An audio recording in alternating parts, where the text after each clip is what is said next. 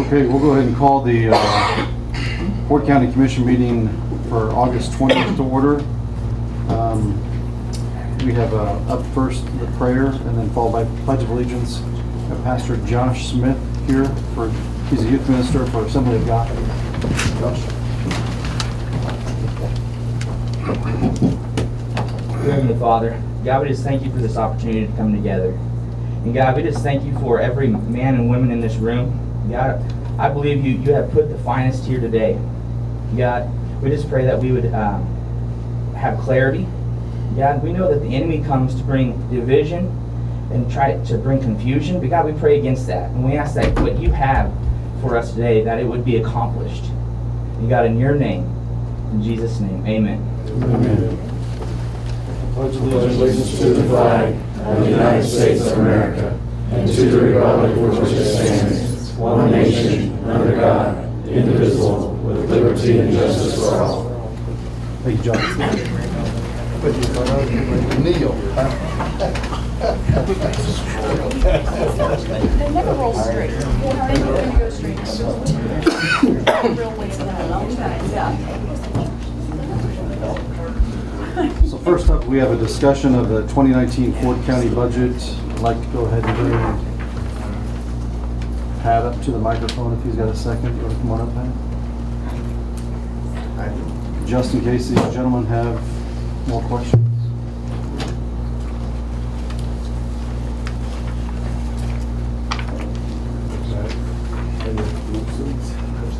Thank you, sir. Yes, Pat. How you doing? Good.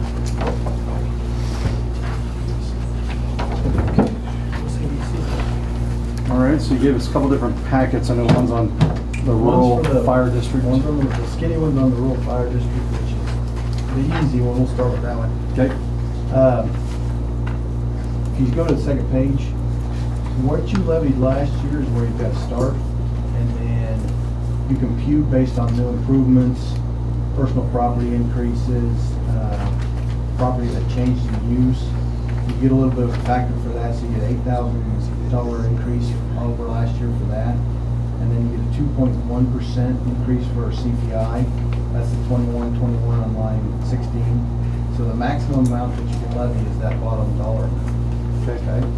And if you flip to the first page, you can see that's what we're levying. So there's no resolution required and no vote required. Okay. And that's basically, if you go to page 6, that is basically the budget that was asked for by the rural fire district that you guys approved and Jessica sent to me. So Okay. right in line with what what was asked for. So that was the easy one. Then you go to the last page, mill levy will go down approximately 1.68 mils. Can you say that again? Yes. It's gonna go from 7.494 to 7.326, which is a decrease of 0.168 mils. There was no clapping, so maybe Say it in one more time. yeah, just say it again. Yeah, no, we're good. But you can see the assessed valuation from 18 to 19 has gone up just about a little over $7 million. So increased valuation helps that decrease Yeah. in mill levy. Black farmers going with that also. Yeah. The next one's even better. All right, so the county budget.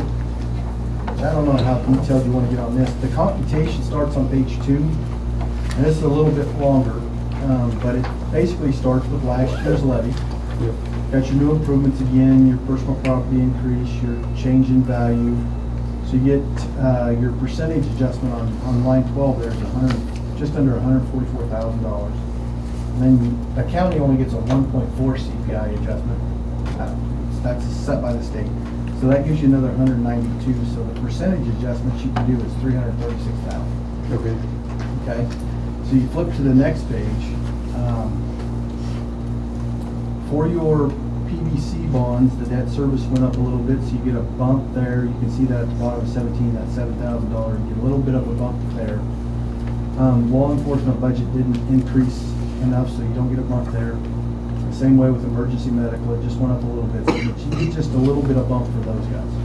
So the total revenue adjustments are $10,000. And the top of the next page, that 14,070,837 is the amount you can levy.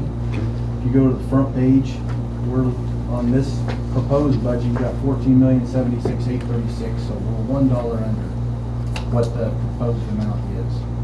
Okay? So go to the second to the last page.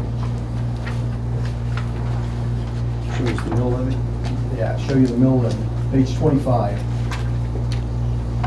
The mill levy is gonna go from 46.222 in 2018 down to 45.090 in 2019, which is a decrease of 1.132 mils. 1.132. Thank you.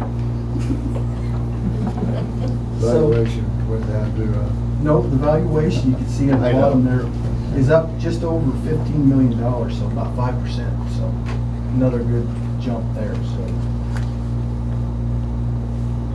Now, what we did, and I'll just give you the groundwork, what we did is I took the budgets that you guys had went over for each department, and I plugged them into what we have, and it just worked out pretty good this year. We didn't have too much messing around with it or nothing.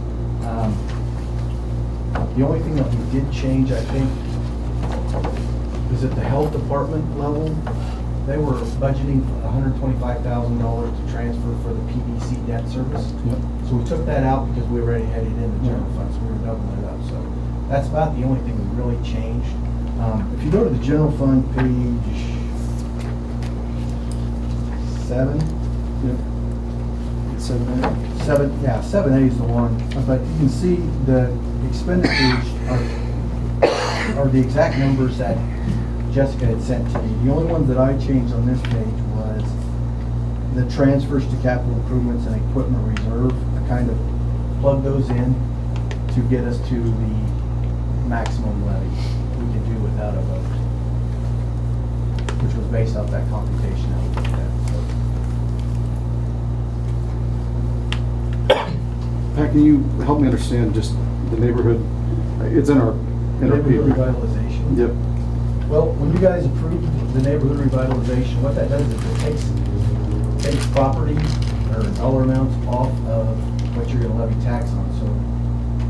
And that's clear on the last page, Okay. but it's 3.26 million out of your $312 million valuation that is on there. So we levy the tax on the full $312 million, but then we back off for the 3,000. That's why, if you look on bottom of page, or on page 7, you see that neighborhood revitalization is 113, Yep. which is your neighborhood revitalization is up this over last year, but it's 113,000 and you're levying about 11 million, so that's basically that percentage. Okay. But all the other budgets, well, that was the general. Road and Bridge on page 8, exactly what you told me to do there. Special Bridge on page 9, that's the number I had for that one. Health, like I said, we did reduce that by 125, just for that, because the general fund's paying for the debt service. So, services for the elderly is the amount. Ambulance is the amount, page 10. Page 11, noxious weed, that's the amount that you have there too. That's 1.5 mils, which is what we keep road and bridge at, it's 1.5. And if I'm not mistaken, I saw that in the budget, it was actually below 1.5, it was 1.48 maybe? Well, not on this one. Okay, good. Maybe on the first one, but now we've got it up to 1.5. Okay, I just want to make sure we hit that number. Right. Yep. Yeah, we fixed that when we were doing this last edit. Okay. Page 12, bond and interest has gone away, landline has gone away. The rest of them are non-levy funds, so they don't really make too much of a difference. Well, they don't make any difference in your Right. levy, but, Kansas 911 Act, those dollars are pretty steady. Noxious weed capital outlay gets its money from noxious weed. Page 14, hazardous household waste gets its transfer from solid waste. And then basically what I do is I put what we're estimating the revenue at, and then I just spend it all. Right. That way you have plenty of budget authority if you get the cash. You can spend it. Special parks, special alcohol, nothing new there. Alarm fund, not much new there. Solid waste disposal, this one, you guys, I put that in just like you said, and I kind of broke up the number a little bit based on the transfers. Okay. You wanted 2 million to go into capital improvement, and then I broke up a little bit more for equipment reserve and hazardous household waste. And that's their total budget that was requested. Okay. Or that was sent to me. So, PBC debt service, basically get the money in there and pay the debt. The rest are non-budgeted funds. Not much to point out there. Any questions on any of these? Pat, you might want to explain real quick that this is not the true Yes, public hearing. this is not a Correct. public hearing. Correct. Right. This is just discussion. Basically, we're just doing the discussion today. You will approve putting it in the paper. You'll give me a date. I'll put the date in. I'll send it to Debbie. She'll get it in the paper, and then you'll have your public hearing. I think what we've been doing the last several years is your next meeting is September 4th Okay. at 3:30. Third is the holiday. Okay, so I was gonna- 4th is the Tuesday. So what we do is set the date at September 4th at 3:30. And then I will put that for the hearing, and then send a new PDF to Debbie, and she'll get it in paper.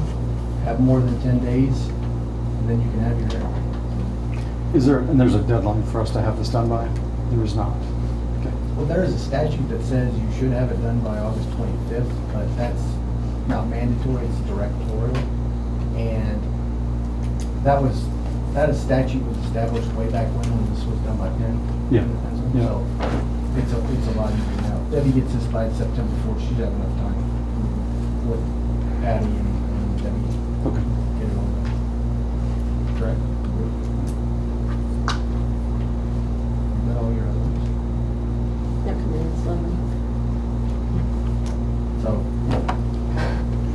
basically overall, you got $1.25 decrease between the two, so. Not a bad year.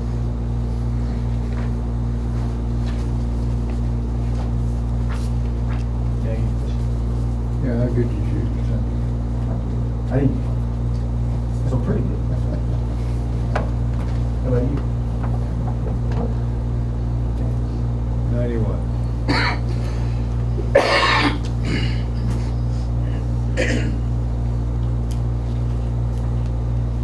Sean, anything? Thank you, Pat.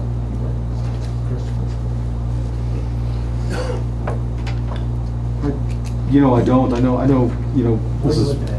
everything. I mean, before you came in, I was studying this, so, I think honestly, I think when it comes to the budget itself, it's probably one of the things we kick around the hardest, and, Yeah, you should. Yep, and trying to just make sure that we get, we do our best part for the county and show that, if we're gonna cut something, where we're gonna cut it, what services they're gonna be, and how much, and,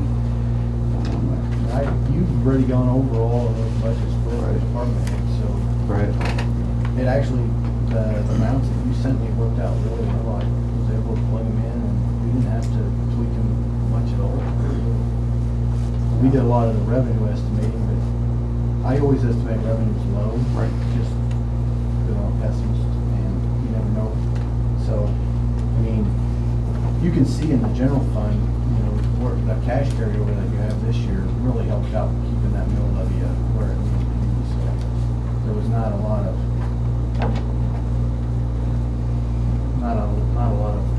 pushing and pulling to get this to work out this year. So I thought it worked out pretty well.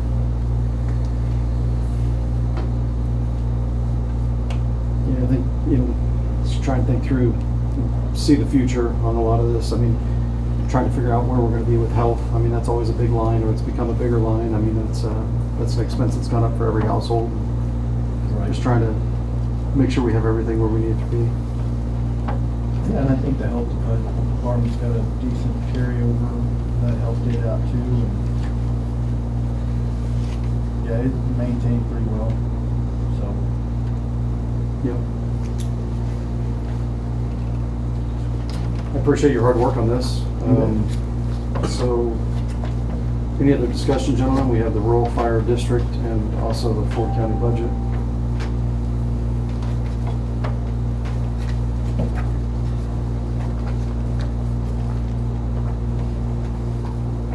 It's always interesting to figure out, you know, how much you have and then what you actually levy. It's interesting to see the two differences. Yeah, it's always fun. I think this year went very smooth. Working with JD and Jessica and Lindy and Debbie and Sean, don't forget Sean. Worked really well, I think. Good. Worked well. The process is easier. I think so. I don't bug you guys with all the details. You guys already been through the details, so we Right. brought it together and got you guys very helpful. I mean, we didn't, no screen set up and we jumping around. I think that makes the process a little bit easier for you guys. Yeah. You guys have already been through all the numbers, so I think it's worked out well.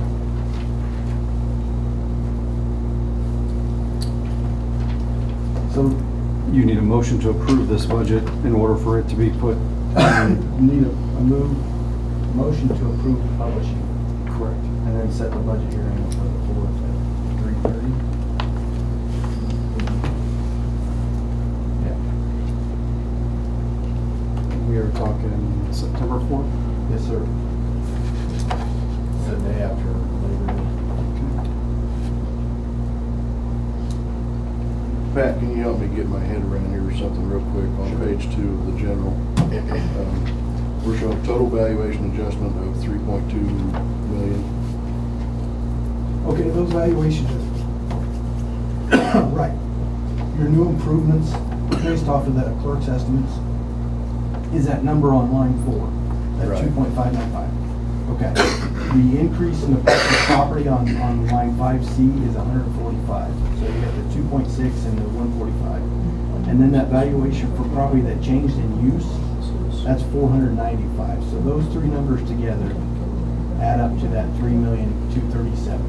Okay, so then you take that 3,237,000 divided by the total valuation of 312 million. And that's where you get that little 0.0105. And then you multiply that 0.0105 times the 13,724,000 at the top on line 3 in the net tax levy. And that's where you get your 143,870. So of the 3.2 million that we're showing as a total valuation adjustment, almost 2.6 million of that was new improvement. Okay. And then that 1.4 is multiplied by that net tax levy on line 3. So those two together get you 336.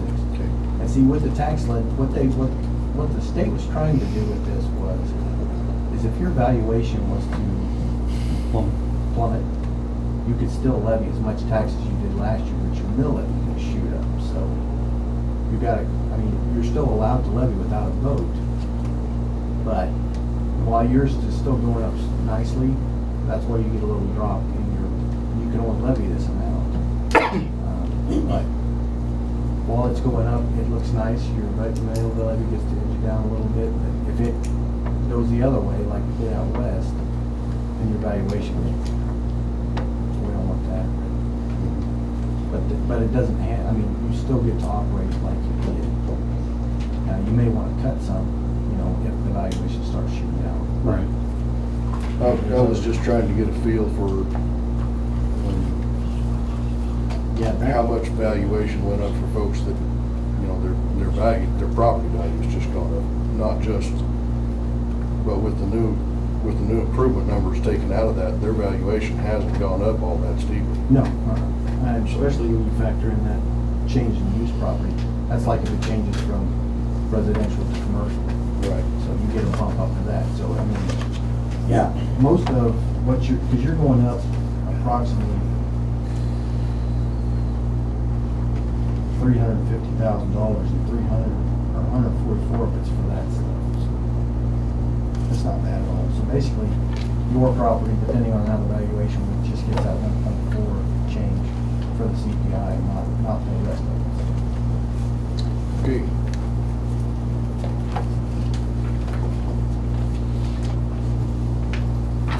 We're gonna have to get that tomorrow, to get it in the paper right away. I'll go back tonight and get it to PDF tonight. and have it for sure. You probably ought to have a motion on that first, though. Yeah. Mr. Chairman, make a motion to publish the budget. I second. And we also need a date for the hearing.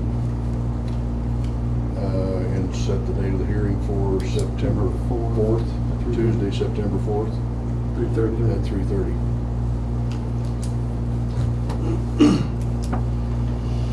Kenny, do you still second that? Yes, sir, I do. Okay, so we have a motion and a second. Thursday, that one gives just exactly 10 days. If we get it there tomorrow morning, we should do Wednesday. Usually it's Thursday, No. but I'll try to. Yeah, I'll have it to you. It'll be there first thing. So we have motion and a second to approve or to post or print the 2019 county, publish the Ford County budget and set a hearing for September 4th at 3:30. All those in favor? Aye. Aye. Very good. Thanks, gentlemen. Thank Thank you, you. Pat. See you, Pat. Oh, yeah. If you have any questions? Okay. Appreciate your work on it.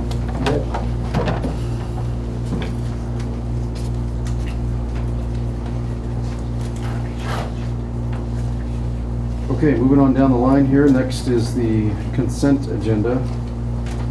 Inside of it is an approval of meeting minutes for 2018-29, 2018-30, the July 2018 credit card statement, and we have two road and bridge township agreements, one with Enterprise Township and the other one with Sodville Township. Mr. Chairman, if I may request the approval of the minutes of the meetings be separated off of that. Sure. As I was not here, I'll need to abstain from that vote.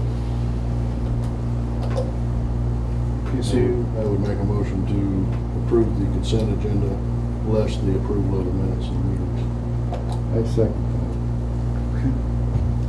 So we have a motion and a second to approve the meeting minutes separated from the credit card statement and the two township agreements. All those in favor? that. Aye. Aye.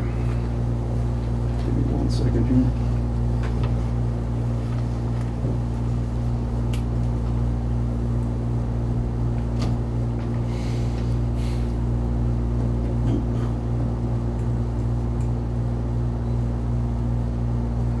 Okay, so that being done, I'd make a motion to approve the meeting minutes for 2018-29 and 2018-30. I second The motion second, all those in favor? that. Aye. Aye. Okay, so now we have a July 2018 credit card statement and two township agreements, one with Enterprise and Sodville, both of those with road and bridge. Is there also the special, no, that's right. That's correct. Reading my notes. I would make a motion to approve the July credit card statement and both road and bridge township agreements with Enterprise and Sawville. I thought we already did that last time.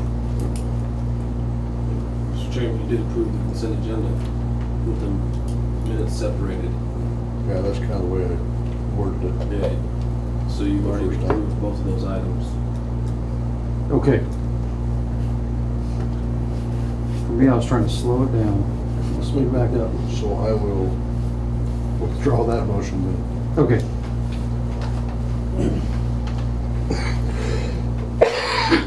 So with the consent agenda approved, Mr. Chairman, you're on to approval of claims for payment. Thank you. Yes, sir. All right, so for claims for payment, we have the amount of $512,390.79. Debbie, would you like to share some of the highlights of that?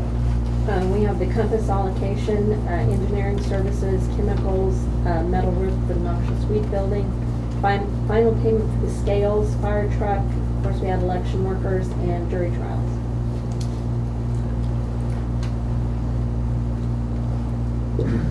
I would make a motion to approve the claims for payment. Second. With the motion seconding, further discussion? Hearing none, all those in favor? Aye. Okay.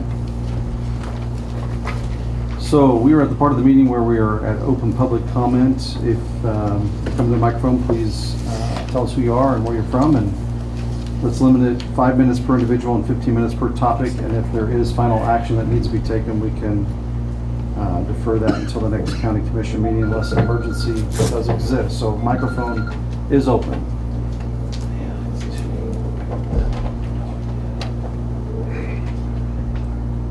I can never see around the pillar, so I kind of watch heads if they turn or.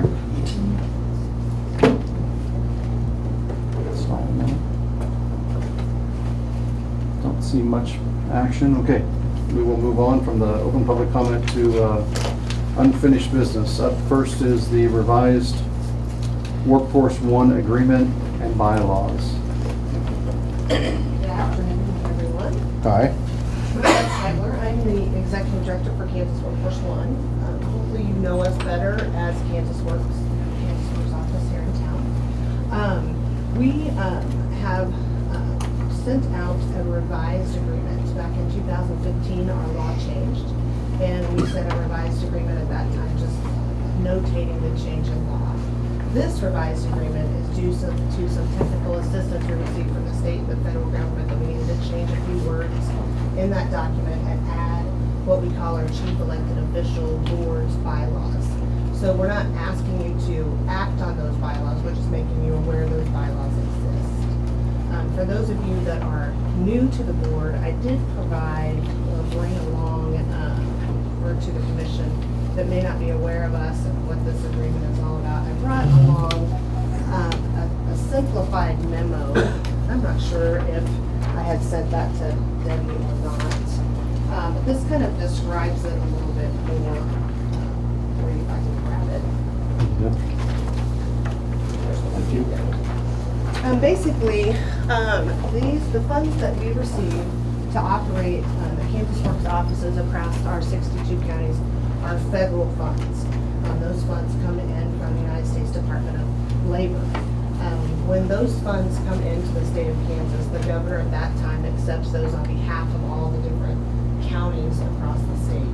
We have 5 local areas in the state of Kansas. Ours is the largest, 62 counties in western Kansas. So we are required to make you all aware of the fact that those funds were brought into our area of your county to provide services, first of all. Partially for 2 reasons. One is there could be an opportunity for financial liability for counties. If we would use the funds in any way that is determined what we say disallowed, we or the federal government could come to the county if those customers were served in that county and request those funds be paid. Our board, Kansas Workforce One, and our chief elected official board do hold officers and directors liability costs, so all those are covered under that. But we are required to make sure that you're aware of that. The second thing that this agreement and the law requires us to do is make you aware that you have the right to appoint one of your commissioners to sit on our chief elected official board. And we have in the past had a Ford County representative or commissioner set on our chief elected official board. It's been a couple 2 or 3 years. Danny Gillum was a representative that sat on that board. So you all have that right to appoint someone to sit on the board. That board oversees everything we do to make sure that that liability is taken care of. They approve our budget, they approve how we serve customers and how we represent you all across our local area. Does that make sense? Yep. Okay. The other thing I wanted to do too is just, I also put together a report of the service that we provide in your county, Ford County representatives, or Ford County residents actually, and employers, just so you're kind of aware. Again, I hope that you're aware of what we do in your community. But this shows you exactly how many residents and employers receive services over the last program year. We had 730 Ford County residents basic job services. And those job services can run anywhere from connecting them to an employer, helping them apply, resume assistance, mock interviews, some assessments, things like that. But then we also actually enrolled 16 Fort County residents in school. Okay. And for those folks, we can pay anywhere from their tuition, tools, and books to supportive services. If they have to drive to school, if they have children, we'll help with childcare and other types of assistance as well to help them finish school. We also serve employers. Over the last 2 program years, you can see the number of employers in Ford County that we've served for different reasons. Your county is very healthy. We have not had any layoffs in your county for a very long time, so we haven't been down helping with layoffs, so that's a very good thing. We've been helping a lot with recruiting, helping employers find the right fit, doing job fairs. Very recently, we had the statewide job fair here in Dodge City because of the different employers that are looking for work. So that just kind of gives you a little bit of an idea of what we do in Ford County. Of course, we don't just stay in Ford County. We do travel outside of Ford County to serve all 62 counties that we serve. Would you say this is the number of residents receiving work service? Would you say that's a high number? Actually, I would say over the last several years, it's lower. Okay. And the main reason for that is our unemployment rate is very, very low. Okay. I would say that the number is lower, but the amount of services people are needing is higher. What we found is the people that we're serving need more assistance. Okay. Most people, you would say, at the level we're at as far as unemployment across our area, it's almost full employment. So folks that aren't working need additional assistance, a little bit more, maybe workshops, how to go to work, helping them, improve their resume. Do you have a business card that you could leave us? Absolutely. Okay. Yes, absolutely. Sure. And we've been very pleased that we've actually done OJTs with Ford County. And it's been very, very successful. We appreciate it when the county helps us train our workforce as well. Your CEO be chair of that, Don Davis, Uh-huh, Barton County, uh-huh. that's what I'm saying. Yes, he is still in place. Okay. If you are interested in appointing someone or volunteering, we do meet about, in person, we have a meeting in Great Bend 4 times a year. We do have the CEOB conference calls. Every once in a while we'll get together. They appoint all the members to our board. So if we're needing to appoint someone or approve an agreement, we'll do a quick conference call. I can't even say it's once a month, or sometimes it seems like it's every week, but it's really never that often. Are most of your meetings in the Great Bend area? Yeah, most of them are in Great Bend, and we always have conference call available, so you don't have to travel. And the main office is in Salina? Yeah. Okay. Are you in Salina or Great Bend or? I'm in Salina, well, my office is in Salina. I travel extensively, so I'm only in my office about once a week.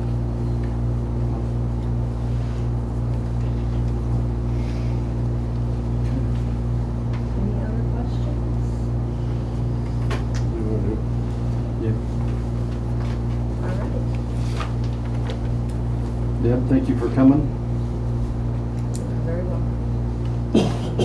And then if you do choose to go ahead and sign the agreement, Debbie can just send that to me via email. Okay. Okay. All right. Thank you very much. Thank you.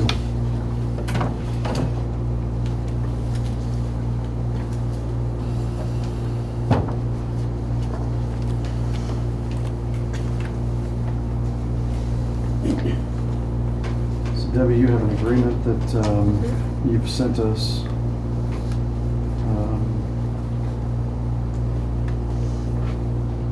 That you're looking for an authorization for us to sign. Yeah, okay.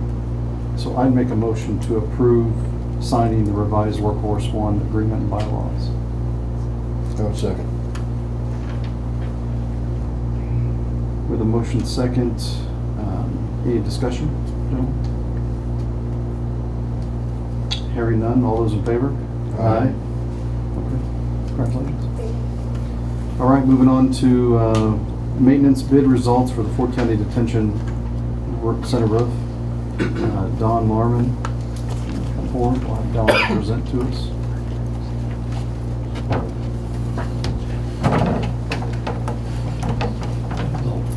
Hey, Don. We received 3 bids for the roof repair. They come up with one being way different than the other ones. So what I'm asking, if we can have the other 2 submit the extra work.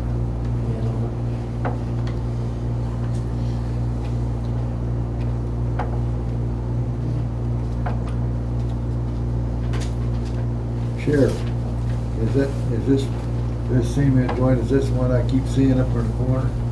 I was in here in jail. Yeah, it's associated with the bids. We're trying to clarify some of the bids that came in. Having issues with the way that they worded, didn't like the wording in some of the bids, so we reached back out to them to ask them to clarify. And one of them, they sent a second bid, and then they left portions 3 and 4 off of the initial one, off the second one, so I wasn't happy with accepting any of Well, it. what you're telling me is when Barb and I was out there, that joint didn't close. No. I see. Well, I think you're on the right track of having somebody do it right.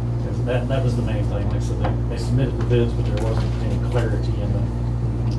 So Don's reached out to him, spoken with him again, and they're resubmitting. Is there more places besides that one I saw? We've got a couple areas we need to address. Would that be in the foundation or would that be up there? Both. No, you're not a building expert. Don is no more about that. You're buckled up. What do we know? We know there's a hole. Things are getting a little older and moving. Yeah. Hardly settling up there, so.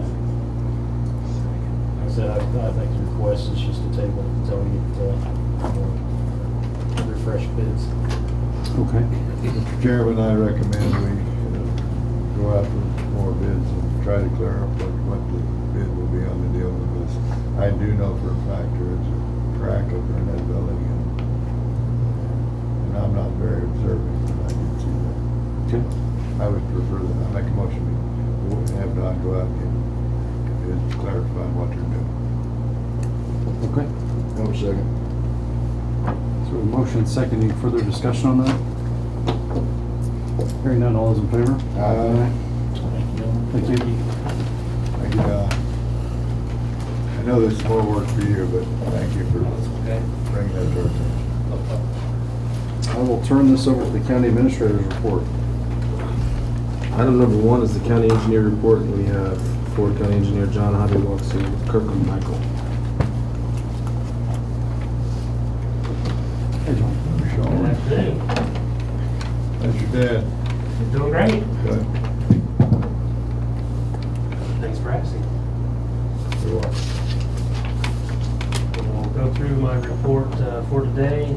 Since I was here back in July, continue to work on developing plans for the new bridge down on Valley Road, and we're nearly completed with what they would call the 50% complete or field check plans.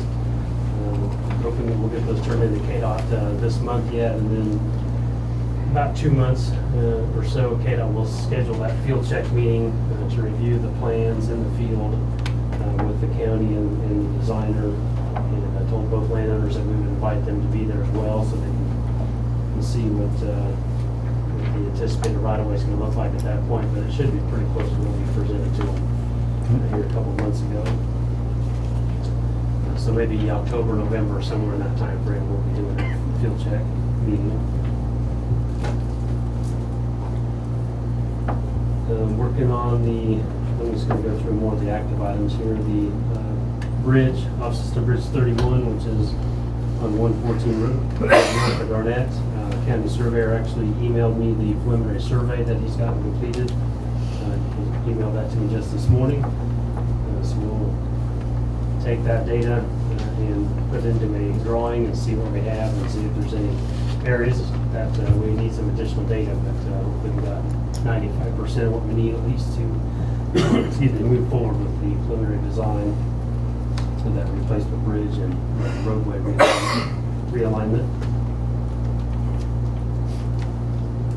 The Jewel and 135 road drainage, I understand that the transfer of easement is on the agenda for today, so it looks like that's moving forward. And in order to get the road and bridge department in position to do some drainage work out there, I think later this fall.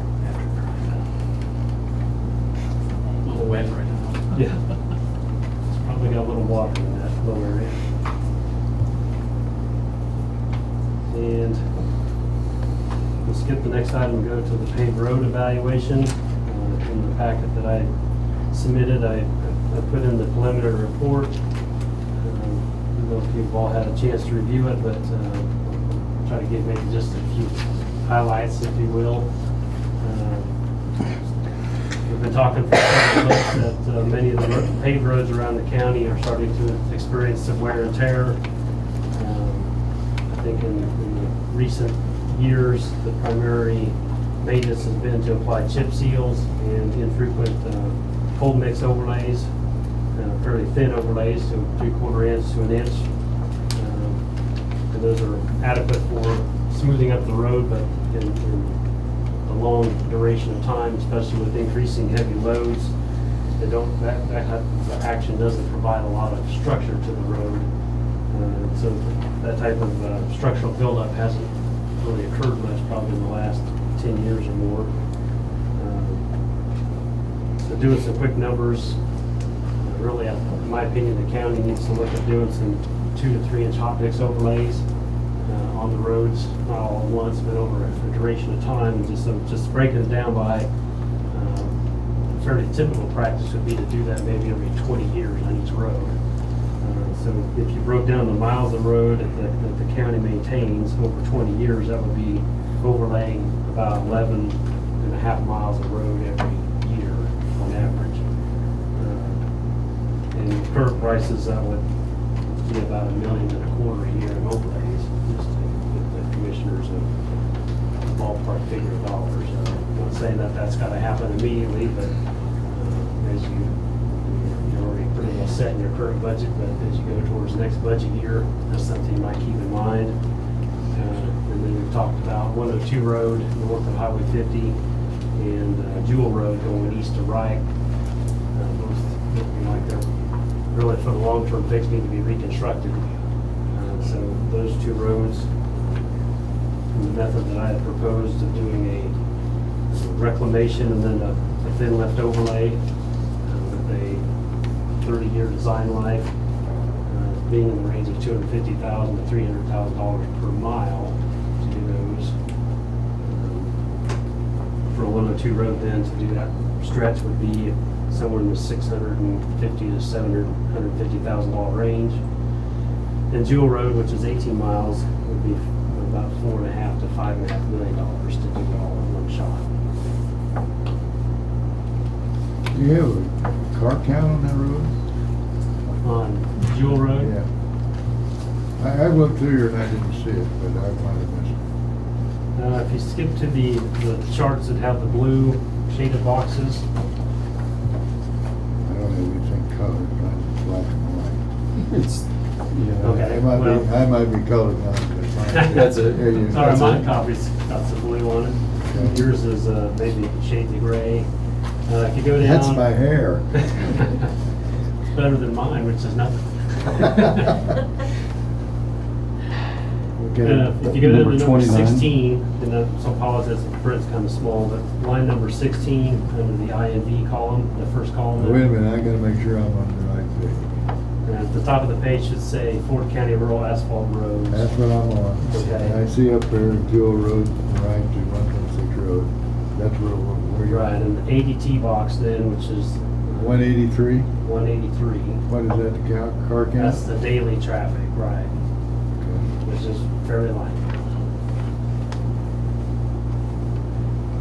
And then, of Well, course, I'm asking, why wouldn't we think about going back to, I read in this deal, somewhere you recommend going back to gravel, some road that wouldn't have the travel. I'm asking you, I read it in your report. Yeah, what I put in the report is in general, as traffic's increases to over 250 vehicles a day is typically when a county has gone to putting hot mix or asphalt surface on a road. And then in that conversation, cost of maintenance, I noted that that might be a consideration if you're under 250. And there's some roads that are paved that are, I think, less than 100 even. Yes, sir. And so, once you get below that threshold, it becomes more of maybe a question of what does the county desire? I'm not necessarily saying that if it's under 250, you should absolutely put it back to gravel, but maybe that's a consideration when you have other roads that are in the thousands of traffic per day. There's one at 800 right below that. And there's one at 2,000, 1220, as I look down through that. Not on the blue copy, on that. Certainly. And there's, like I said, there's others that are well below 100 even. But does that, should we consider that in on a dual road? I know this is over in Sean's territory, and I'm not trying to talk Tom on his toes. Sure. What I don't necessarily know, because I'm not here every day, is what are the users of that road? And that number is based on probably a couple days worth of counts. So harvest traffic, specific business usage does not necessarily get considered in that count. And the importance of getting products to elevators and things like that. So that's the data that would be considered before a decision was made, absolutely. So in that discussion, I think you'd want to go road by road and say, well, number one, do we want to put any roads back to gravel? Because that can be a politically hot topic, of course, no matter what road we're talking about. And if that is the case, and I think maybe I might interject that in this discussion, since we're talking about possibly reconstructing it, does it make sense to spend several $1 million to rebuild something, or would a gravel road suffice? I would think that you would be the only one in here to have enough knowledge to tell us what to do, because I'm certainly not an expert on roads. And there's still, there it is right there. I think that would be something that Chris and you could discuss and advise us on where it is. Wouldn't that be what you want to do? Sure, I don't know myself. I just read in your report about the car count, and I thought, and it said if it was under so-and-so, it should go back to gravel, recommended. And I'm wondering if this is the case here too. Could possibly be. I think you'd want to look at other, even lower accounts first, in my opinion. Well, Ones that are under 100. I understand. And more dead end or remote locations. But that's a doggone long road. 18 miles, it's a pretty good stretch. Big bucks to maintain it or rebuild it, either one. Yes, sir.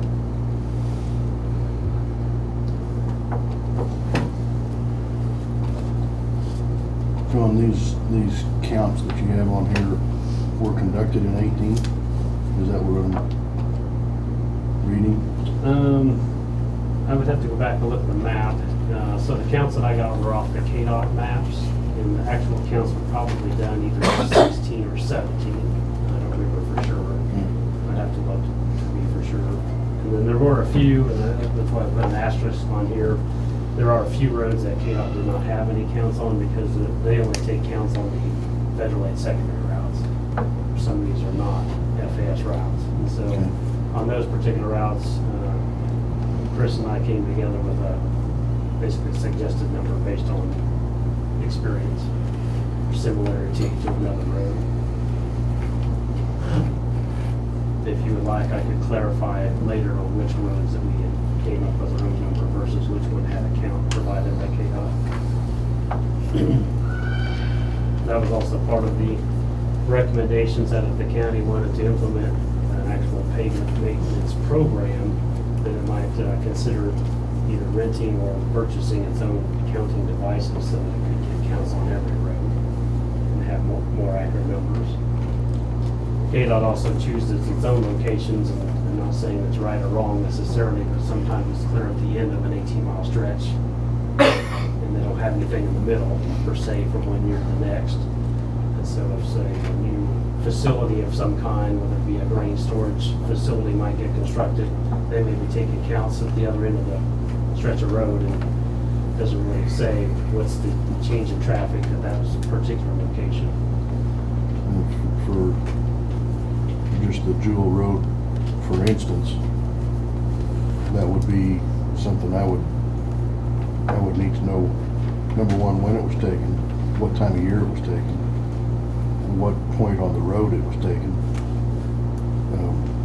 You know, if that stretch from 120, or Jewel from Wright to 126 Road was taken right next to 126 Road, they probably missed a hell of a lot of counts that were going into Wright that happened west of that area.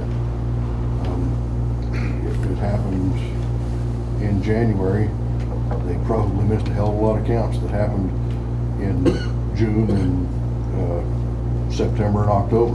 Right. You know, so the other thing that I would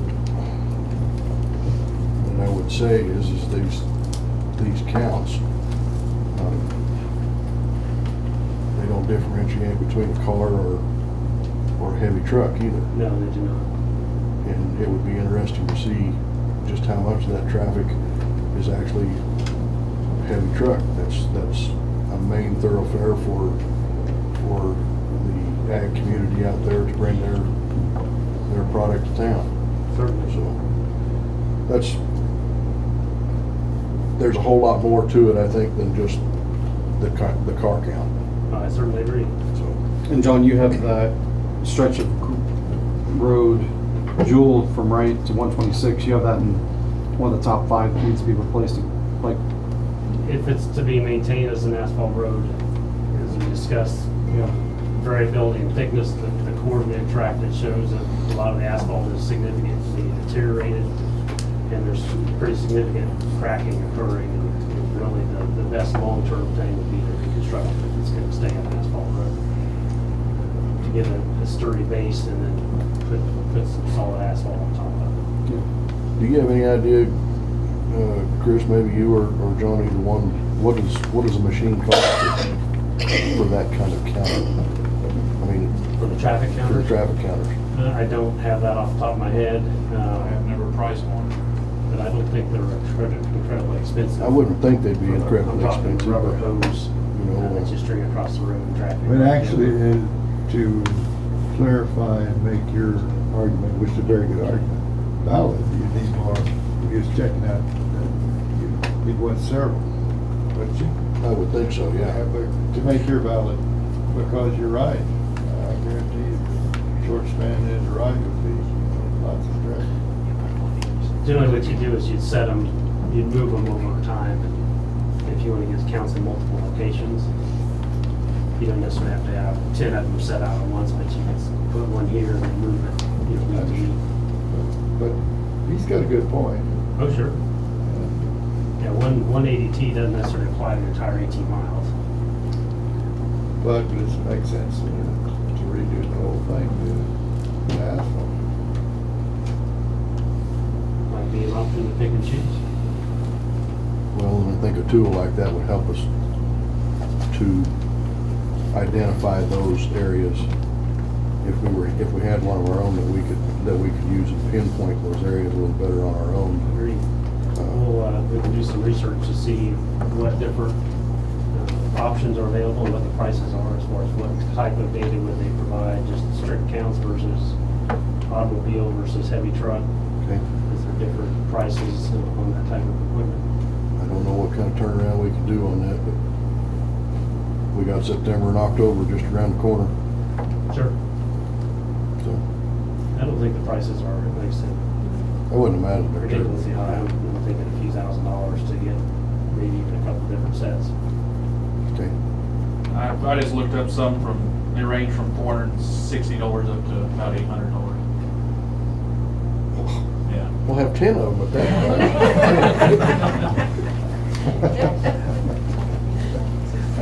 price. Just kidding. Maybe they come in sets of 10. Yeah. We'll get a discount for the large purchase or?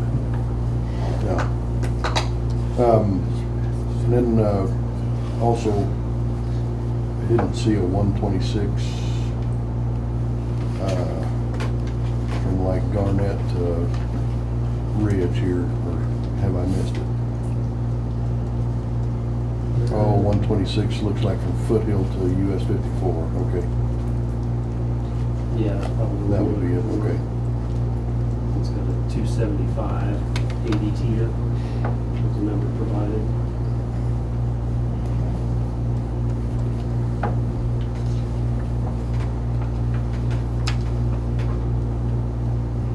And John, those are in ranking order, is that correct? If we're looking at the second to the last page, you've got it from high to low, high meaning it's the most urgent, low meaning it's the least.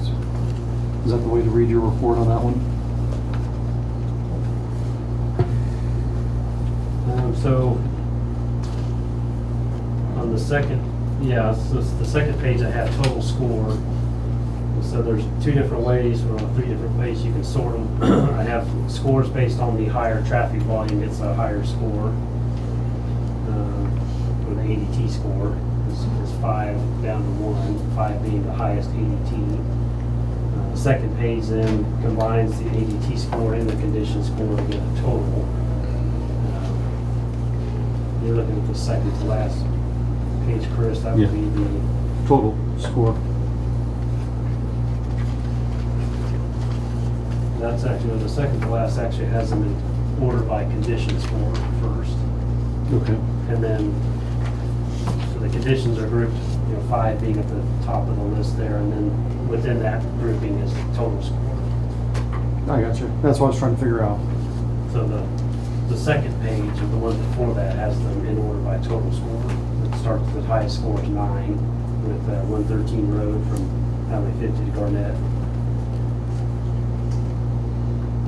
based on the ADT plus the condition. And that is one that I believe we made an assumption on the ADT, because we don't, that's the one that we most recently paid going north of Highway 50 up to the lake. Right, yeah. Okay. Do we have a column for most times calling out a commissioner on social media or texting a commissioner? We can incorporate that. Yeah. column.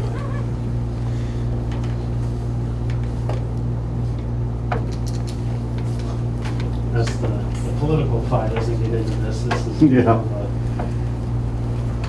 engineering type evaluation to this point.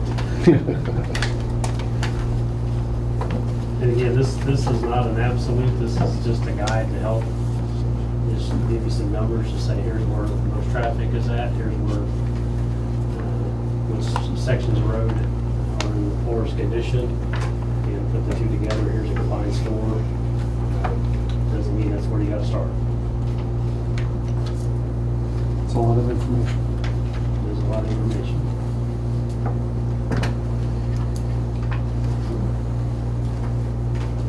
We have a lot of miles of paved road. Provides a lot of information. And of course, if the big box here is the more of the rural area roads, and the smaller section is more in the vicinity of the city of Dodge City, where you're typically going to see even more traffic. Higher counts. Right. Thought it was interesting, this last weekend, there was a social media post about, somebody actually was filming as they were driving on the way to Spearville, and a semi-truck passes a truck, and literally a car's coming the other direction, and you see the truck slides over, but the semi-truck doesn't move, stays in the passing lane. And the car coming at it takes The shoulder. takes I the saw shoulder. And the comments were, I wish Ford County would fix this. It's not our road. It's on the highway. It's on the highway. So I just think it's interesting that, I think, we need to go back and grab that post and alert all those people that need to be at our future meeting, which will probably happen in Finney County, to talk about that road so that they address people directly about it. I mean, they can show them that video. That was pretty intense. Very true, but it is a state of Kansas problem Right? to fix. Right. I appreciate your hard work on this. Do you have more for us that you want to walk through? The only other thing is that I did send a separate email about the task force, transportation Yep. task force. And I don't remember the date off the top of my head, I didn't print it off. but that- October 11th at Garden City. The district or the Southwest Kansas meeting, as Chris said, is October 11th in Garden City. Did it have a location yet on that one? Some What of day of the week that's- is that? At the Garden City High School. What day of the week is that? It is a Thursday. Thursday. Good, that's. And they're being very stringent on their process about their talks. Right. Yeah, You if have to anybody submit. wants to, they say give testimony, you can either submit it only as a written form, or if you want to give verbal testimony in front of the committee, because there's a lot of the legislators on the committee, you have to submit what you're going to talk about at least 10 days in advance of the meeting date with your name and contact information. And then they said actually bring 70 printed copies Yep. with you, which I assume means you're going to hand one out to everybody in attendance. Is this the meeting you're talking about? Do you we need people there? Yep. Correct. This is So if you- shaping So KDOT's we're gonna plan. go up and stick a little yellow sticker on the board like you did when they was putting these buildings in the Dodge? I'm not sure that's the process they're taking on this particular endeavor. Dodge Livingston, whatever that was, several of them. They were like sticking it on the back of the It's similar to that. The first meeting is September 6th, I believe, in Salina, so we'll find out for sure what they're doing. But the exact process isn't But if we clear. go there, how do they know we're from Ford County? How do they know? Do we stand up and holler Ford County, or we hold up our hand and go ask them to go over to Ford County? I'm asking. Yeah. I'm not- Yeah, I don't know. I'm not trying to be smart. I don't know the exact answer to that. But if you want me there just to be present, I will be there, but if you want me to speak, I'm not gonna speak. I'm a pretty shy guy. I don't think that, yeah, we've noticed that about you. We'll work on that. In the morning, it says they're gonna have more of a conversation, question and answer type segment, and then after lunch is the testimony part. So, we don't know exactly what that's gonna entail, but, I think in the morning, right now, we would assume that it's gonna be more of a give and take session between the audience and the task force. Like I said, at the Salina meeting, we'll get a better, I'm gonna be there, so we'll get a better picture. Chris, are you going over? Yeah, I'm planning on being in Garden. Be sure and remind me and I'll come over too. But And I'll then- do whatever you want me to do. In the testimony part, there's no requirement that anybody has to testify, but I think there should be at least a representative from certain interested groups. And at least from a standpoint of Southwest Kansas, the bigger the crowd that's there in general is gonna show bigger support for Southwest Kansas, at the very least. And then, and like I said, the morning segment, I think, I'm gonna assume in the past, they've had people basically sign in and kind of say who you are, where you're from, who you represent. If you're, an elected official or just the public at large, or an industry representative, that type of thing. And so the more people sign in from certain areas, the more support you're gonna be able to show. But they haven't, the group has not actually said exactly what they're gonna do, so I can't answer that at this time. But you'll know, that other meeting will tell you what you're gonna do. You're gonna be both places. I'm planning on being at the one in Salina September 6th, and then I'll be here before October 11th. I can give you an idea how that meeting goes. Well, before October 1st, we need to make sure we submit whatever it is we want to put in writing, or video, or show clips like that. Correct. Yeah. And then we can just print out T-shirts that just say Ford County. Signs. Yeah. You need a video of all those trucks coming into Nashville and Cargill out there, showing those trucks lines clear back up the bypass, waiting to get in. I mean, that's pretty impressive. Certainly. Busy area. But this task force is shaping, is going to come back to the legislature in January to recommend what is the future of transportation going to look like in KDOT for whatever period of time they're talking about. And that's a small token just to drive 50 miles over to Garden City to be there to, not very much inconvenience to get something great for Ford County. Count me in, Chris.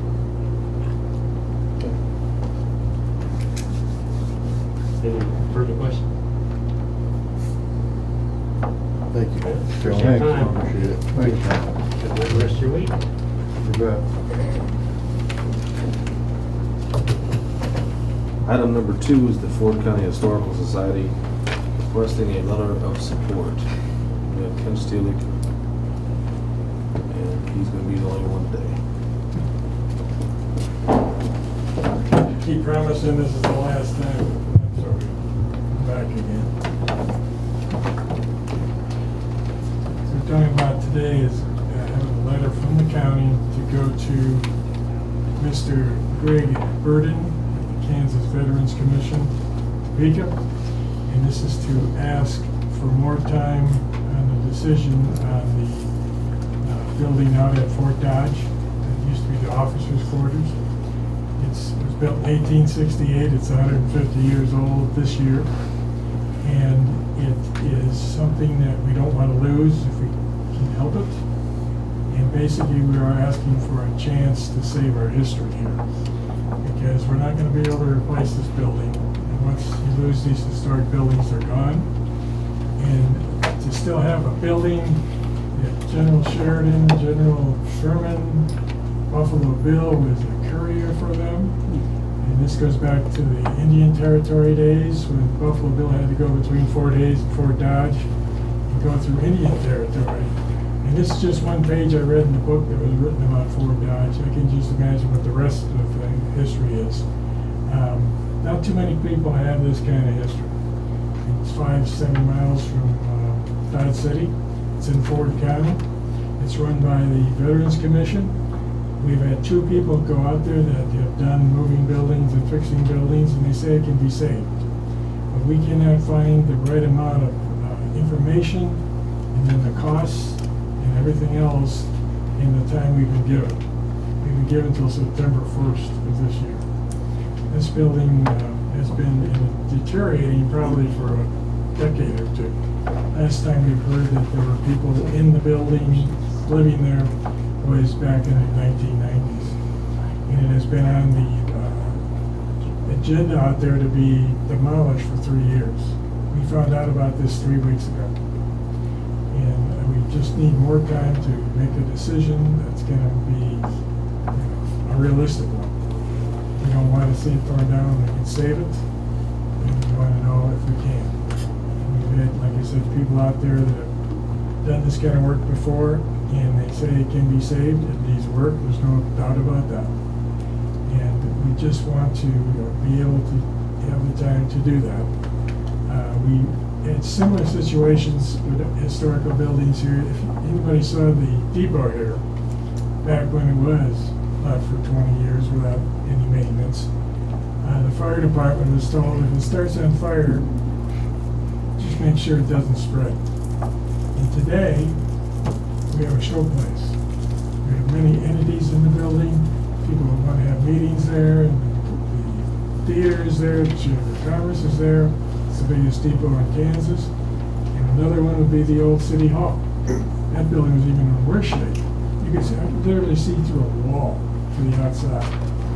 And because somebody came along and wanted to do something with it, with the distillery, now it's another show place and tourist attraction. And this building we're talking about out at Fort Dodge is absolutely older and has more history to it than the building we just talked about. So I think our experience has given us the idea that these buildings can be saved. Once they are, they're a great attraction for Ford County, for Dodge City.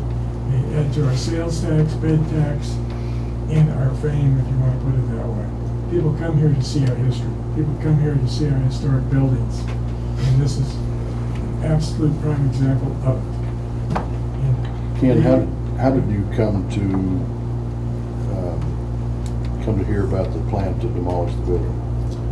we had one of our members accidentally, I don't know if it was accidentally, but met with the maintenance man out there 3 weeks ago. And he told me. Was there any kind of, you say this has been on the agenda for 3 years, was there any kind of a notice put in the Federal Register, anything like that, that said that this was supposed to happen whenever they started going down this avenue? As far as we know, no. We're the Historical Society, I've been there several times, we're doing the whole health department and so forth. there's been a lack of communication here. I think Fort Dodge is basically run by somebody that isn't local. And unless you go out there and they're out there and look at, just looking at this building, you can't tell the condition it's in. You have to go in it, you have to go around it. And unfortunately, if we would have known this a year ago, 6 months ago, whatever, we could have been at a point now that we could say, can you save this and what it could cost? We can go after some grants. We have to know how much it's gonna cost before we can go after any funding, because we don't know how much it's gonna be.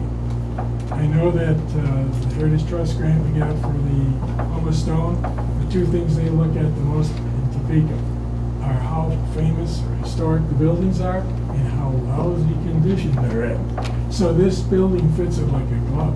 1868, 150 years old, all the history and poor condition. I don't think there's anything in western Kansas could match it. I mean, the ironic part is they built this fort to help settle this area, so people could come out safely and have supplies and whatever. And there's no building that should be still here to tell that story to people who come here. This is why we're here. This building was here before there was a Ford County, before there was a Dodge City. You know, but there's only one building out there older, and that's the Custer House, which sits right next to it. That's 1865. And Custer was there a little bit, but Sheridan and Sherman Civil War big-time generals were stationed there. And like I said, Buffalo Bill was a courier going back and forth to Hayes. This is just something that needs to be saved. And the other point is a reuse. We have heard that they wanted to have an information area out there for the fort. This building is sitting right where they were going to put it. So this is a perfect reuse would be for this to be used as a reception center, a tourist information center for the whole fort. So there's your reuse. And you could even have part of it as look like it did back when it was there and people were using it. So we want to ask the commission to send a letter to the person in charge of Topeka on Veterans Affairs to ask for this extension of time. Do you have the drafted letter there? Yes, I do. Can I read it? Sure. I got copies for everybody here. I can tell you that I went out there and looked at it, and I had an appointment with David Smith. Yep. I went out and looked at it. David sang the same song he sang to us last week. But what David didn't, he said, we're in danger right now in this building. I'll tell you this, I went out away from it. I worked for a guy named Jim Blakely. A lot of people in there would know Jim Blakely. He said when you look at a truck, you get it far off and look and see how it's level or not. You don't walk right up to it to see it. You can get 100 yards from this building, the roof is straight. They re-roofed this thing 4 years ago. They re-roofed shingles on this 4 years ago. You can see the places where it dripped water in that building, but it's got the same shingles all the buildings out there got. So the top roof line is straight. And it's got 2 to 6 studs going up, and it's bulged out over on the east side. But it can be saved because it costs $11,500. They already have the contract. $11,500 to haul it off to our landfill. I don't know if they included our cost of the landfill or not, but $11,500 is the bid. Plus, what David wants to put there is a visitor center. So they're going to spend money to put a new building in. And I'm like him, going to trust him. But if we don't do this, I'm telling you right now, they're gonna kill it. And the other thing we wanted to do with this is to get a communication going. Because there's a lot of other buildings out there that are the real, the stone buildings, the real historical buildings, the Custer House. And that place should be a show place for tourism and for people visiting this. Very few communities have anything like this. And it just would be a shame to lose any of these buildings. I mean, we went through urban renewal and the last half of downtown and some other things, and that's a tragedy. People, again, come here for our history. We come here to see what made Dodge City and Fort County famous. And I'll hand out one other thing. This is a deal the Historical Society puts out, and the first thing in it talks about forts, talks about the frontier, and this is on our website right now, showing people what Dodge City's history and Fort County's history is all about. And, I mean, when you think of Dodge City, you think of the West, you think of the frontier, you think of things like this. That's the first thing that comes to mind. And this is real. This is authentic. And that's what people want to keep. And once you lose something, like urban renewal, it's gone. You're not going to replace it with new because people can see new at home. You want to come here for the old Dodge City. You want to experience that. And we had 8,000 hits on the deal we had on social media about people interested in this. We had people asking if they could donate. Of course, we can't tell them that because we don't know what it's going to cost. We have to know the cost before we can look for the money to fix it. How big an effort is it to get it on the National Register? After, if you give us time. It's probably a 3-4 month process. There's 3 stages you have to go through with the state. If the state approves it, it automatically goes on the National Register. So it'll go on both the state and the national at the same time. And that's what allows you to get the grants, tax credits. And like I said, maybe we can go to the state and sit down with them and say, this is an emergency, and you can make a quicker process. I'm sure they'd probably go along with it. But this is just, it's the first step in making Fort Dodge what it could be. And we want to partner with those people. We want to work with those people. It's not like we're against what they're doing. I think it's just a question we had to know what was going on and to look at the situation and to have time to do it. And then later, we're asking to have time to the first of the year. It gives us about 4 months to really get into it and to find out the funding, find out what it's really going to cost. And if we have to do it in phases, we have to do it in phases. And we don't have to do the whole thing at once. But we wanted the county commission to send a letter to this gentleman. We are also going to be talking to the governor's chief of staff, because Senator Estes, when he got this 2-week extension, was talking to the governor's chief of staff. We have his communication information. We're going to be talking to him also. And we have talked to Pat Roberts. We talked to Representative Marshall when he was at Cimarron last week. We talked to our state reps. We haven't found anybody that doesn't want to do this, doesn't want to see it. And I think it's time, and we need to, time is of the essence, basically. That's our number one thing, is to get an extension, so we can do this. Mr. Chairman, I make a motion that we sign this letter, present it to the state and to the VA, wherever it goes. I would second. Okay, we have a motion, a second, to sign a Fort County Historical Society letter going to the state of Kansas. Any further discussion from the gentleman? And include there the Kansas Veterans Commission. I would make a statement, if you have somebody like Senator Estes that would possibly champion this thing, hand carry it maybe to the people that need to see this, or copies to other people that may be influential in this. I think that goes a long way to making some things happen that we, as a board here, signing a letter, might not be able to do. Problem we got is Buds and Canada fishing. I'm sorry? Buds and Canada fishing. We talked to. He's not our only representative. I mean, there could be other, Brad Ralph is here. There's some other options. And the reason I say that is we watched the highway out here got renamed after the 2 veterans here, and that is something that was normally a 1.5 or 2 year long process to get done.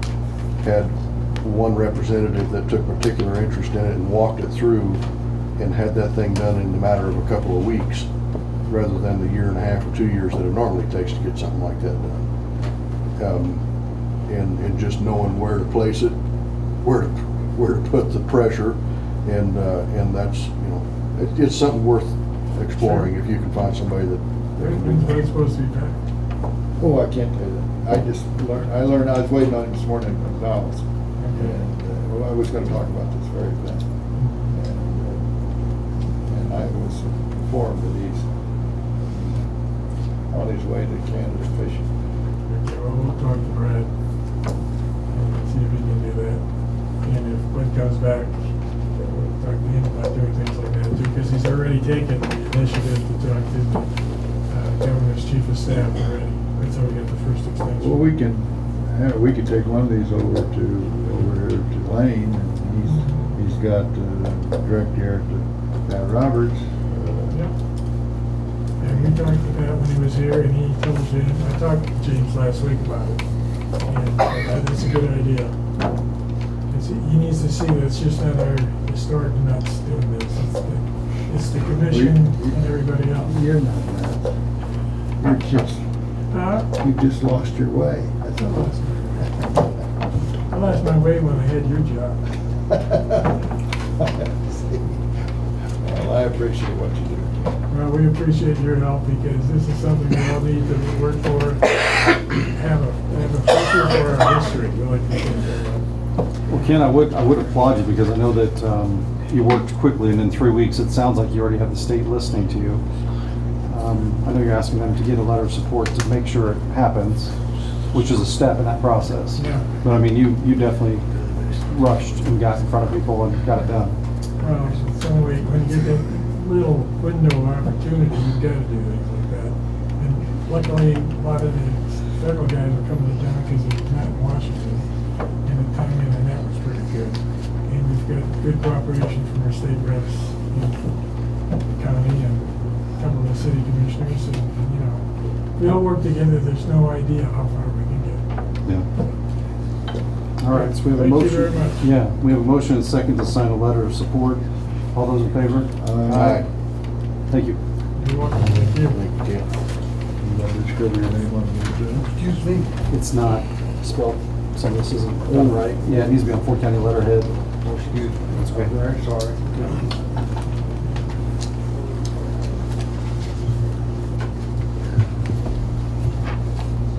Item number 3 is for Mark Schreiwise, our planning and zoning director for the Palomino Ranch.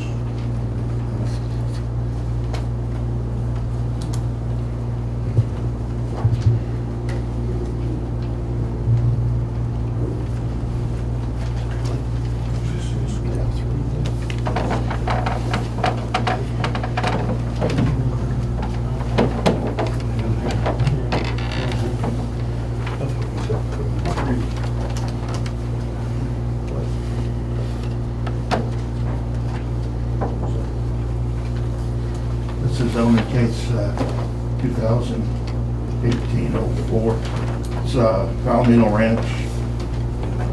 This started out clear back in about 2002. In 2004, we did a resolution to permit rodeos at outdoor events. Finally got approved in 2006. He didn't have lights at that time, so he can only go to 10 p.m. And also that he was able to only have music during his, in between his events and bull riding and racing and things like that. So now he wants to come back and update his development plan to go later at night and then have concerts. And we've had some concerns on this, and First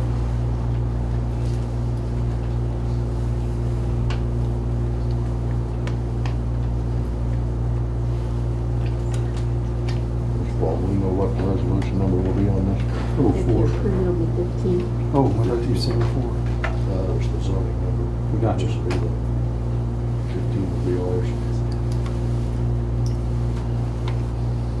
yes, so anyway, we had a zoner meeting, and we went ahead and approved what he actually put on the application to have events. He wanted to go to midnight, and also he wanted to do a little more noise abatement, and also to have install lights, you know. And zoning board did approve that, 3 in favor, none opposed that day, so.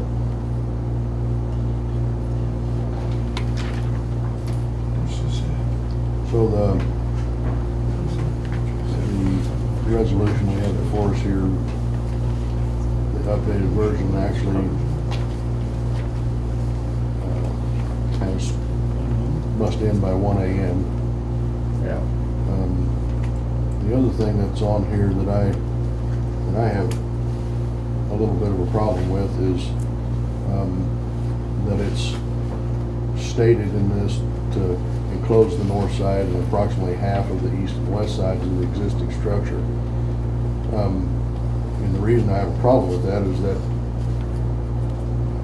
he's being asked to do that for noise suppression purposes, and we don't have any kind of county policy that I'm aware of that deals with noise suppression or noise period. And I have a little bit of a problem with putting it in a conditional use permit, in a resolution, adopting a conditional use permit that has some stipulation in there about noise abatement, because we really don't have a policy. Am I right in that? Well, after you and I talked. Okay. We do not have a noise resolution in terms of noise control. I went back after we visited and looked at the conditional use permit section of the zoning regulations. And in that section, it says that the board can issue a conditional use permit and that it can make certain conditions as part of that conditional use permit. And one of those is plans for control or elimination of smoke, dust, odor, gas, noise, or vibration caused by the proposed use. So I think the board does have the authority to make certain requirements with regard to those kinds of issues that might exist with that particular proposed use. And I think it's important to remember the Ford County, out of the incorporated limits, is agriculture. Right. And anything that strays from agriculture is a use that requires a conditional use, unless it already existed at the time the zoning regulations were put in place in '97. And so that's the whole idea behind the conditional use permit, because you've got some use here that's non-agricultural. You can't go in, unless the board specifically puts something in about accounting by noise control, which probably could affect everything. Right now, the conditional use permits only address things other than agriculture. So my question would be then, Glenn, if we were to go ahead with this resolution and adopt this as the way it is, what about existing? Would that open the door for somebody to challenge somebody who has an existing conditional use permit that is outside of ag use to go and say, hey, I don't like the smoke that you have coming off of your place, and I would like to drag you back in and have you redo your conditional use permit, or the noise that's coming from there, or so on and so forth. We have other entities, other businesses that have applied for conditional use permits, and are they safeguarded from that happening? Right, and it's important to remember here, this is actually back before the commission at the request of the Palomino Ranch. They wanted to revisit some of the conditions that existed in the 2006 conditional use permit. And the way the regulations read is, as long as you conform with whatever your conditional use permit is, you have it for as long as that permit exists. And that permit could be for a specific period of time, could be forever with the property. So I don't think you'd have to be concerned about the ones that are in place. Okay. It may be an issue with future requests for conditional use permit oftentimes is, you know, even this one addresses lighting, for instance, and it does address noise suppression. And so, I mean, that's already in the 2006 resolution. This refines that a little bit in terms of being a little more specific. And the idea of the enclosure is actually something that the Palomino Ranch has suggested that they intend to do. In fact, I think they're in the process of doing, to try to be a better neighbor. I had understood that as well, I just didn't know whether we wanted to Start put that- it in start that thing. I would want it to be careful about setting a precedence about requiring something that we don't have a policy that. I think after I looked further at the regulations, I think you do have those. I mean, you can address outdoor lighting, you can address on-street parking, you can address type of paving, landscaping, fencing, all type of structure, what type of structure is being placed on the property. So the board really, with the conditional use permit, does have quite a broad array of authority in terms of what the conditions may be of that particular CUP. Okay.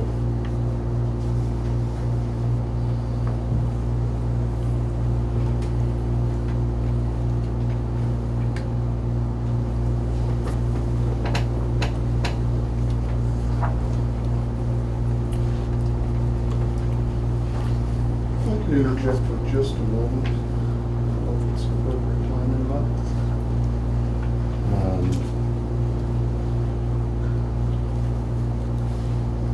I'd wait just a second, just figure out where we're at on this.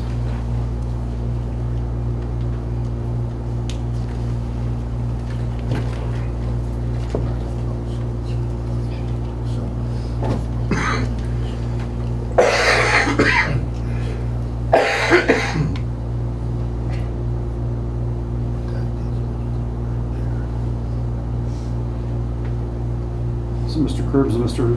Sharwise, in the meeting minutes from the zoning meeting, it said a motion was made to approve the application according to development plans and staff recommendation. Also, staff added that a decibel level should be assigned to the new resolution. The motion was seconded, carried, 3 in favor, none opposed. So that's what we have in front of us. There's a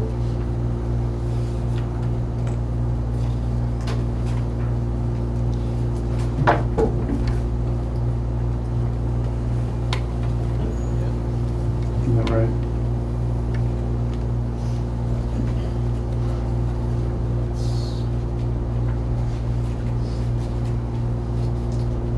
So the minutes to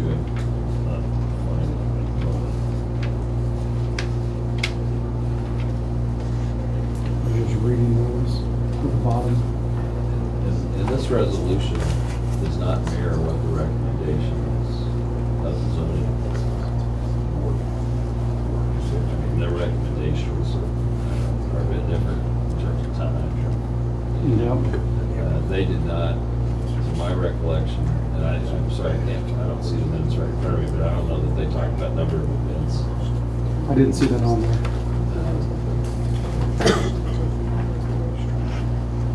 I'll go back to that. And there's been some issues from the 2006 CUP, you know, if the Palomino Ranch had to have a special events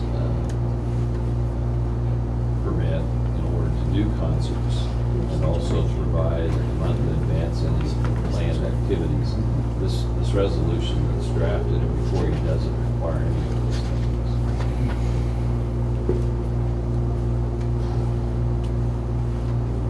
At their request, is that correct? Palomino Ranch's request. Correct.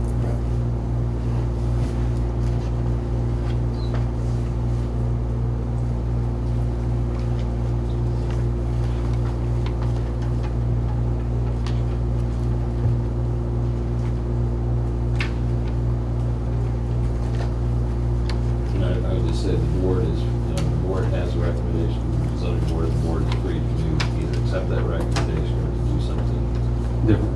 Yep.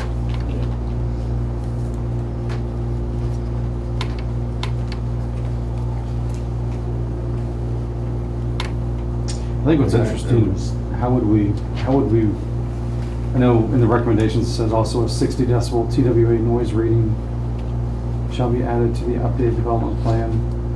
It's just, how do we find the device that's actually gonna read that? You know, do you leave that up to everybody to go out there and get their own recorder, or is it something, an app you download? What if your phone's not working correctly, if you download on your phone? Which particular app are you using? Which app are you using? Where do you take the reading? Who takes the reading? Who takes the reading, where do you take it? That's, and here again, we don't have. We don't have any noise. Right. Nord's ordinance.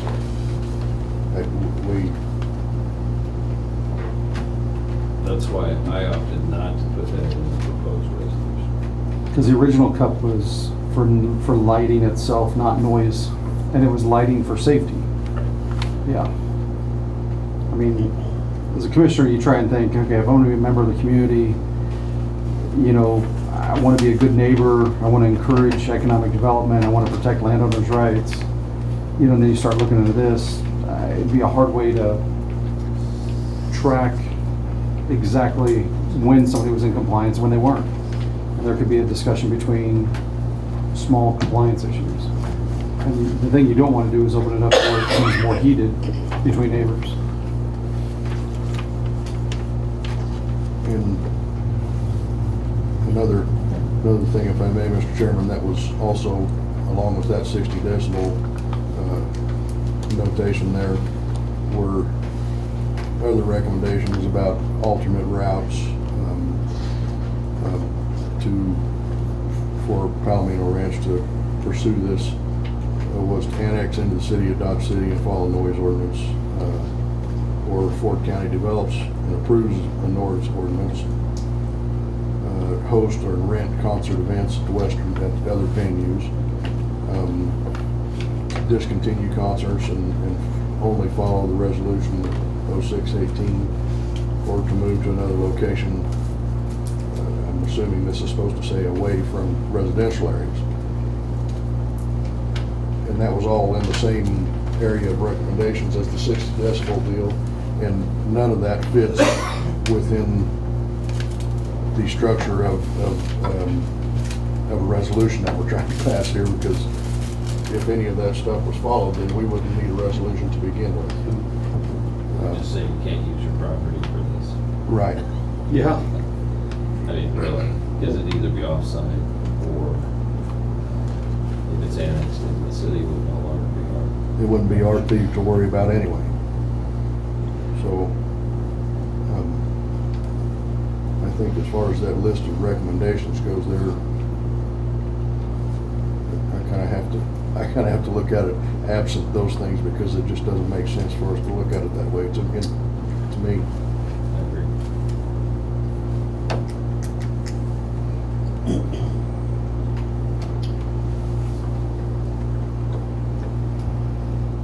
I can hear the trains on where I live. I can hear the car races where I live. Yep. I can hear the rodeo where I live. I can hear the fireworks where I live. Coming out of the rest of the city. What are we talking about here?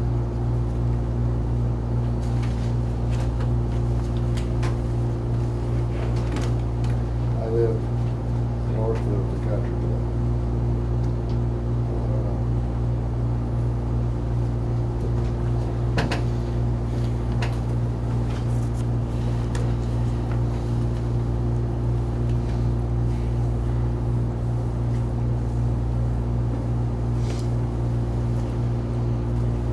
Mr. Chairman, I make a motion to adopt resolution number 2018-15 concerning the application of Palomino Ranch Inc. for changes to the conditional use permit and development plan approved by Ford County Resolution number 2006-18. I would like a chance to talk before you do that. There's a motion on the table.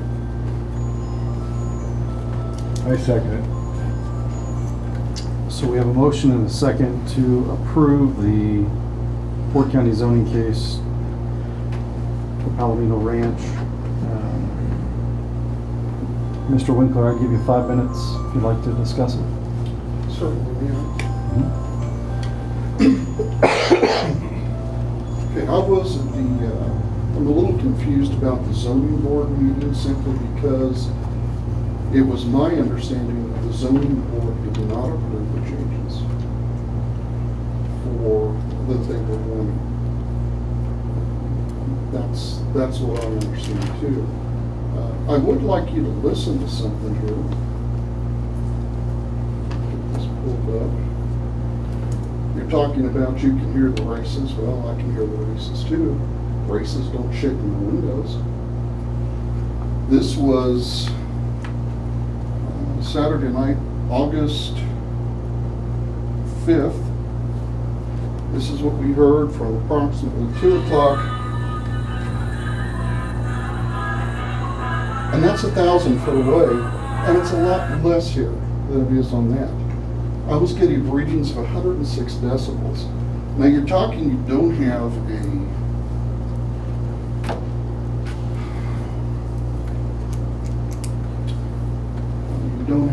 a noise thing. Yeah, I understand that. However, there is, what happened to the good neighbor policy with these people? We were there years and years and years before they were. They come in, they keep us awake at night. I don't care about the road guys. Turn the stinking noise down. They have proof, I've had proof, I've presented it, showing these people do not care about the zoning boards, the county commissioners. I've tried my best to get you guys to see, but yeah, they have their rights, but we have our rights too.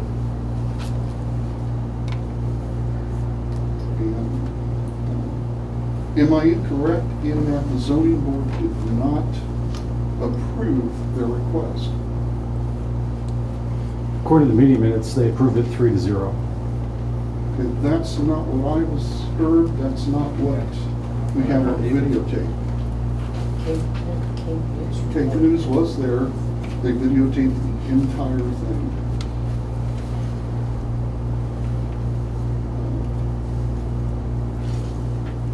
So, you know, I prefer, if you're going to do something, that you put it off until the next meeting, until we can get this clarified as to whether the zoning board actually did it or not. And if you insist on doing it tonight, then I ask that you decline their request. They were even showed their request was, they were supposed to be shut down at 10 o'clock. The very weekend after that, they had a loud music party until 12:15 to 12:30. Just totally ignored what they were told.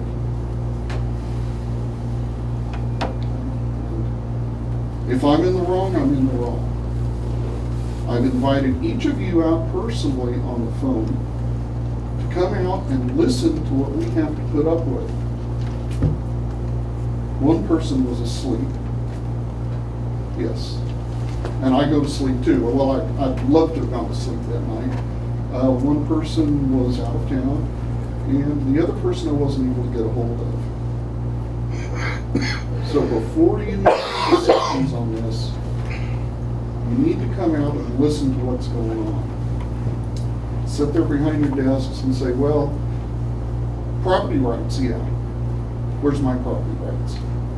Literally inches different in property rights here.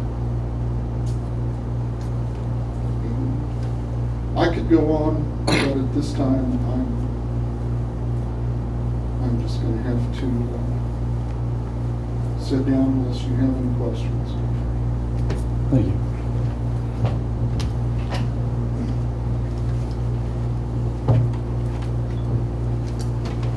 So I have to ask, what of this claim that we have a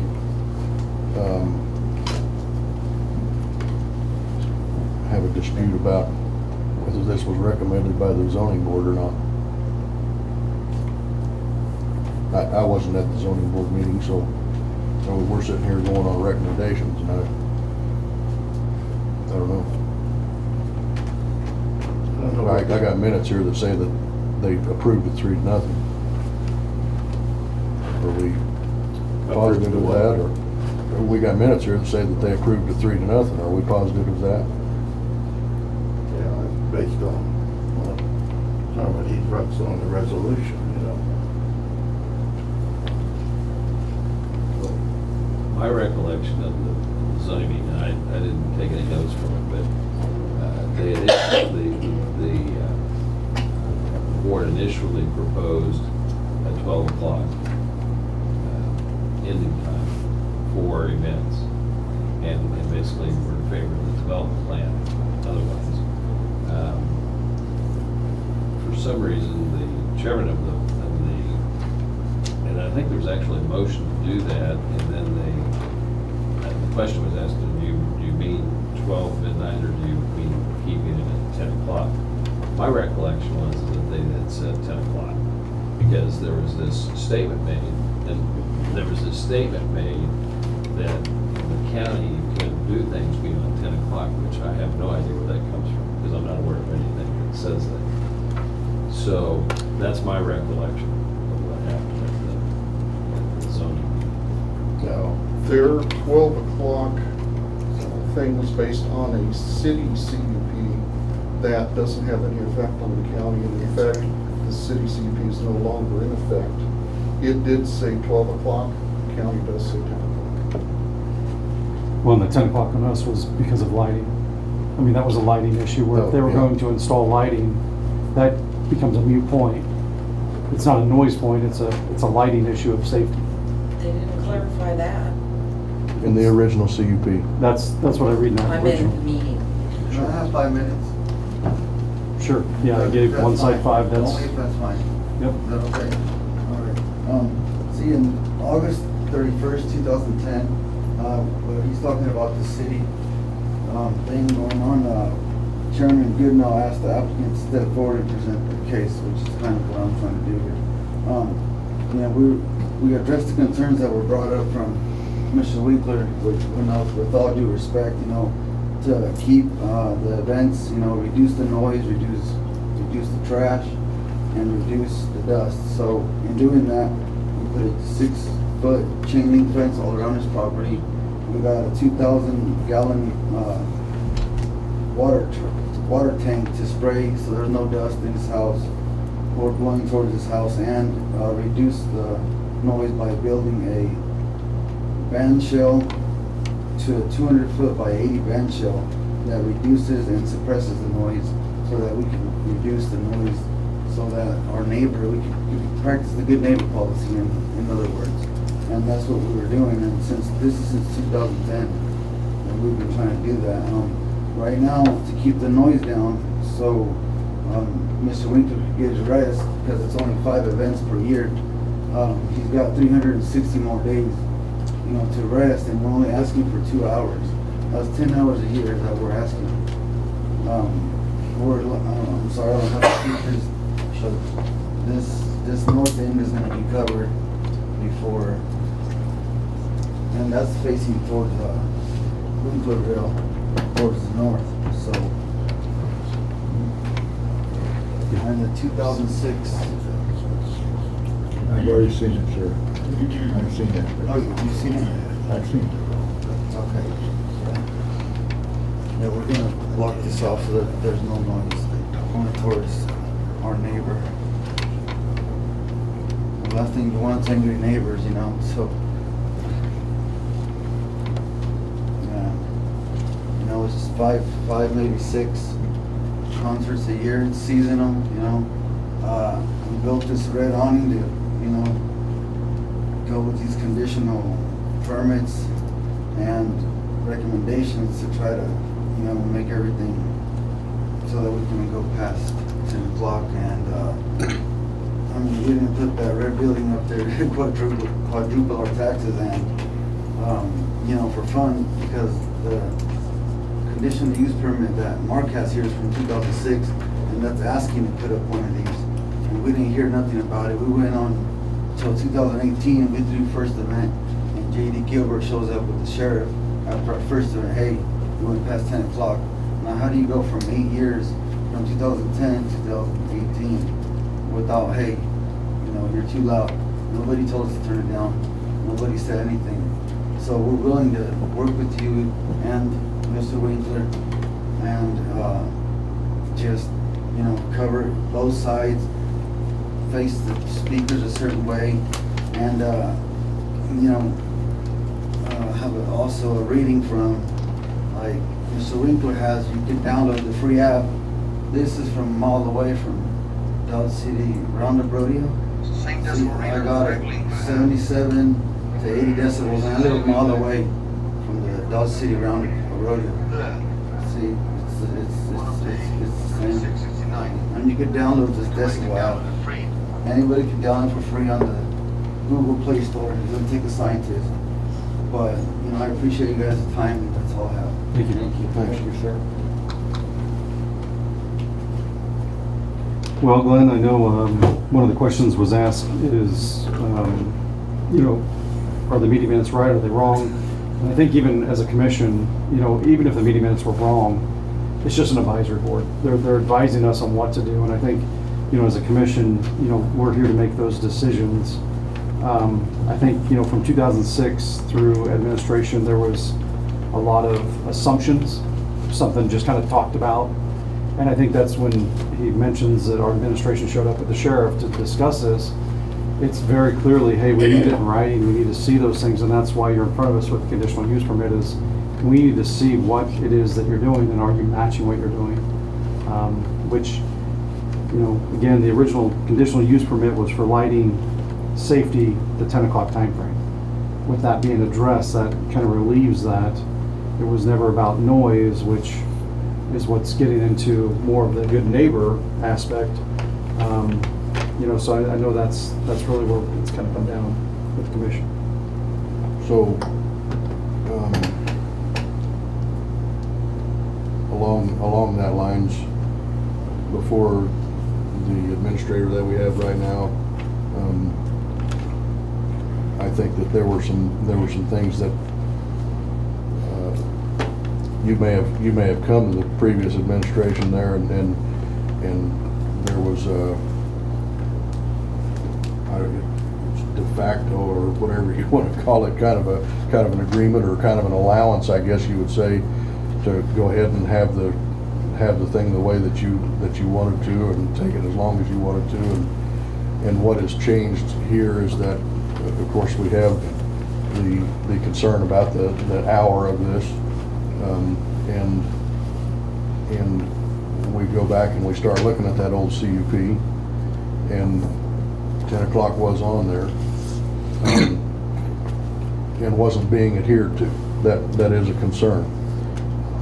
If the lighting issue that was the original reason for that 10 o'clock ending time has been addressed, then and the parameters of that conditional use permit are no longer working for you as a business model, and you need to change that, what you are here and requested today.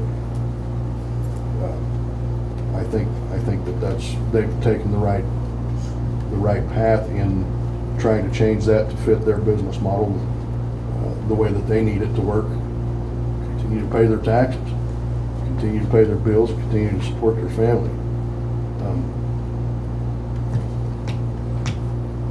So I guess the motion's still on the table. That's my 2 cents worth on it, I guess. It's already been seconded. Yep. Motion on the table, second. Just in discussion. So even reading this further with the resolution, this will be 2018-15. It even says in there, whereas no written protest in opposition to the application for conditional use permit and development plan was filed to the office of the county clerk within 14 days of the conclusion of the public hearing conducted by the Fort County Zoning Board. That was my draft. That's not on, that's not on. That was my draft. That was your This draft. resolution does not say this. Okay. I can tell you on the time of the events, the chairman was, reading looking at the 2006 staff recommendations. That's where the 10 o'clock. Right. And he got confused at 10 o'clock and he wasn't reading 2018 recommendations. Staff recommendations. That said midnight, you know. Got it. So that's where that, you know, that's where, and the zoning board people corrected it and said, you're on the wrong staff recommendations. Okay. Okay. Well, gentlemen, I'd call a vote to the Ford County zoning Palomino Ranch, resolution 2018-15. All those in favor? Aye. All those opposed, same sign. All right. Moving on to the Ford County Zoning Board application approval of a 3-year term. You are in front of us again on this one? Okay, Mr. Jeff Winkler has submitted an application to serve on the zoning board for a 3-year term. It'll go until June 22nd, 2021, or should something happen. I looked at the application, but he's well qualified for that now. And you said Jeff Winkler, but you probably meant Greg Winkler? I'm sorry, Greg, I get it. I'm sorry, Greg. That's all right.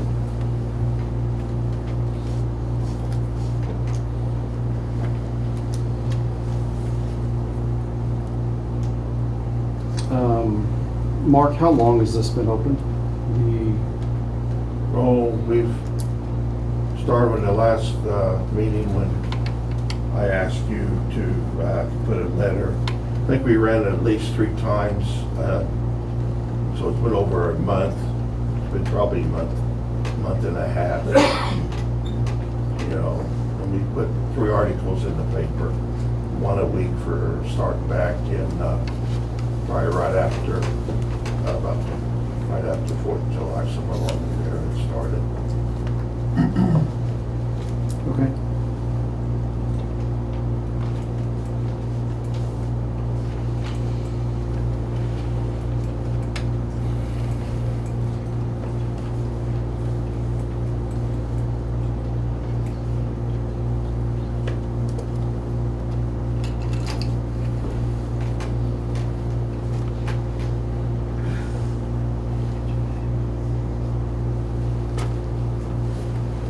Gentlemen, any questions? Mark?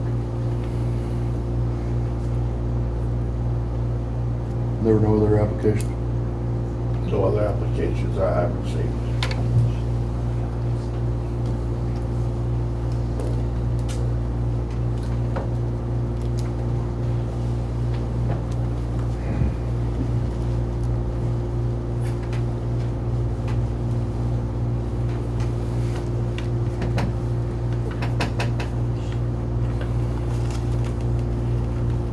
I think what's hard on some of these is that, you have an issue that's in front of you that we just went over, and then you have somebody applying right behind it, which is good, there's interest, but I want to make sure that I'm clear about, you just want to look at the responsibility to the county and not to the insured individual. And I think that's what's so, when you look back on these, you just have to drive that point home, that there's a process to this, you need to gain understanding, there's other neighbors, and really the role is an appointment to give information up. And I think that's really the biggest thing I guess I want to say is that it's,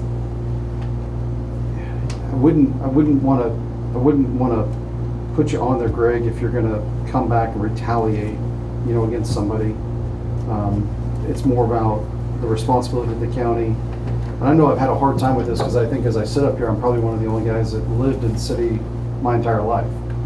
And, when you kind of think about it that way, a lot of times I filter it through a city view versus a county view, which is more of a hands-off, let me do what I want with my property, let me do what I want with my land, don't tell me what to do attitude, don't put enforcements on me. And I think that's one of the ones that, I kind of have to filter a lot. Well, if you're making an assumption that I'm gonna retaliate, that is very offensive to me. Well, I'm not making an assumption. I'm wanting to be clear that as an extension of the county, and you would give your opinion back, that there would be an idea of gaining understanding to that role, to looking at all projects that come before you, because a conditional use permit or whatever it might be, a zoning, rezoning. We've had some, I mean, this is one of the topics I've lost clients over. I mean, as a business owner. I mean, it's very clear that people are, you're stepping on my toes now.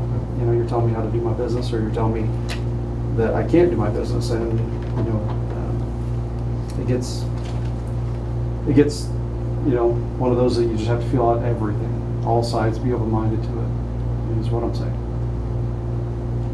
Also, I was told by one of the commissioners, if we were to annex into the city, we'd be able to go till 2 a.m., which is a lot longer than 12 p.m., which is, we're in the county, so it'd be a lot longer, which we don't want to go there, that route. We just want to stay county, go to 12, to respect our neighbor. But yeah, I mean, that was an option that was given to us, annex into the city, go till 12 o'clock, 2 o'clock. Should be fine, but it'd be regulated. Yeah, it'd be regulated, but it'd still be 2 a.m. instead of 12. Okay, And it's, you know, I appreciate it. thanks, but I think we're on a different question now than that, so.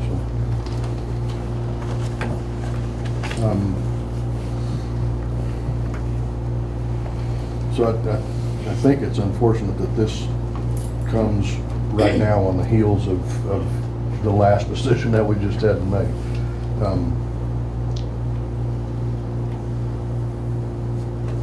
Is this something that we can table? And we can give a little bit of a cooling off period, that we can bring this back in a couple of weeks and reconsider it, where all the parties have just sat here and we kind of had an emotional, passionate type of a decision and exchange that was made, and perhaps a little cooling off period wouldn't be a bad idea, and we bring this back in a couple of weeks. Is that an option? Certainly. That's my choice too. I would make a motion to table this till the September 4th meeting. I second Okay, so there's a motion and a second to table Fort County Zoning Board application till September 2nd. Any further discussion? September 4th. So, sorry, September 4th.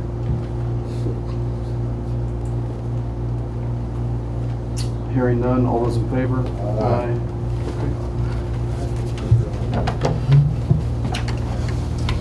So Glenn, I think you were up next. Oh, mine? Yep. Glenn and Chris, for the grant of right of ways.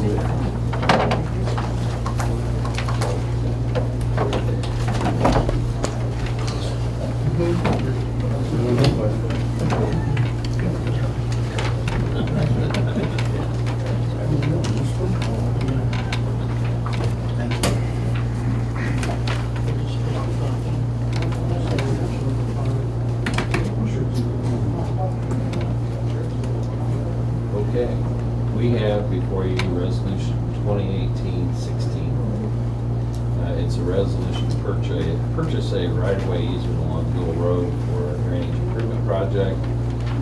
Chris has done the legwork in terms of making arrangements with the owner of the property to grant this right-of-way easement. It's 0.282 acres for a payment of $600. Allow the project to move forward.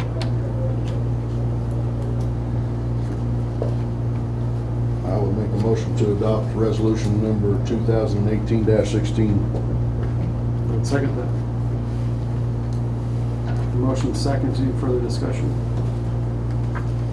Hearing none, all those for? Aye. Aye. Thank you. Thank you, that was easy. Now I get the hard part.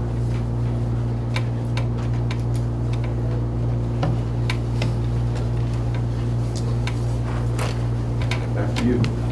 All right, we went out for 2 2 bids for 2018 semi-tractors and we received back 5 bids. The first one was from Dune and Peterbilt of Hayes.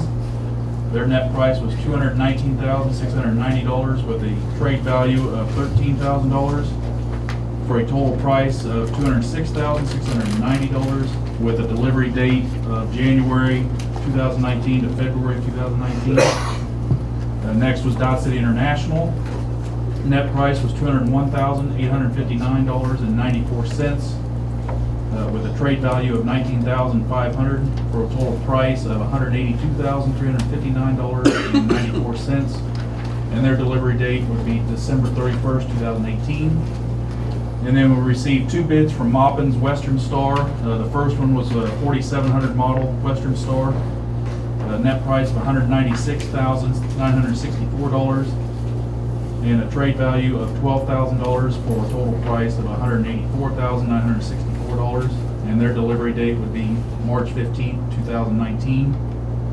The next one from Maupin's Western Star was a 4900 model. Net price $796. $12,000 trade value, total price of $201,796, and again, delivery date of March 15, 2019. And the final was from Dodge City Kenworth. Their net price was $222,836, trade value of $24,500, and a total price of $198,336. And their delivery date was October 15th, 2019. And my recommendation is the Dodge City International bid with the total price with the trade of $182,359.94. Chris, I wanted to ask you on the Dodge City Kenworth delivery date, is that really a year and 2 months from now? Yes. That's not just 2 months from now? No, that's a year and 2 months from now. Okay. They were booked. I missed that. I thought they had, Yeah. I thought they had international beat on the date. I didn't. No. Yeah, That's a long ways out. that's a long ways out. I was very excited to see a low bid with the earliest delivery date. Yes, me too. The only other question I'd have is what's the warranty? The warranty on the, we did standard warranty on everything. It was a 1-year warranty on the truck and then 2 years on the engine. Okay. I'd make a motion to approve the Dodge City International bid as recommended by you. I would second. We have a motion second. Any further discussion? I have to abstain from bidding on this. There's 2 reasons why. I worked with Malcolm for 25 years. I'm a friend of Jim Pershing's. A very good friend of Jim Pershing's and next door neighbor. I just have to, I'm out. This was for 2 machines, This is is that 2 correct? machines, Okay. correct? Yeah. Okay, so we have a motion and a second for Dodge City International. Yeah. All those in favor? Aye. Aye. All those opposed, not opposed, nay. I abstain. Yep. Thank you. Thank you. Item number 7 is for Information Technology Director Marty Brimmer and the client access licenses. Afternoon, Marty. Trying to make mine short and sweet. Okay. Here a little while back, you folks approved the server licenses. Thank you very much. We've got a lot of servers built.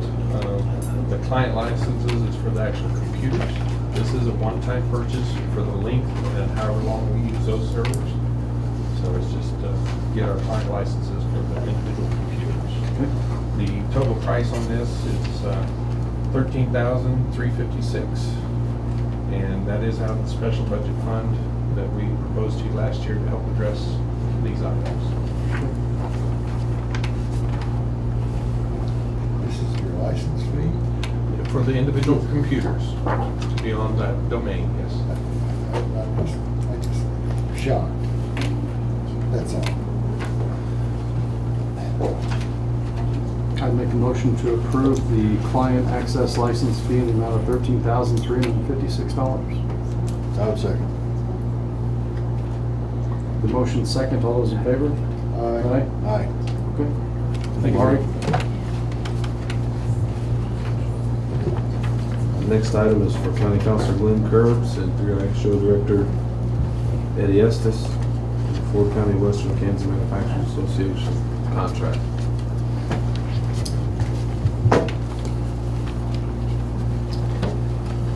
Welcome back, Mr. Curbs, and welcome to the table. Thank you.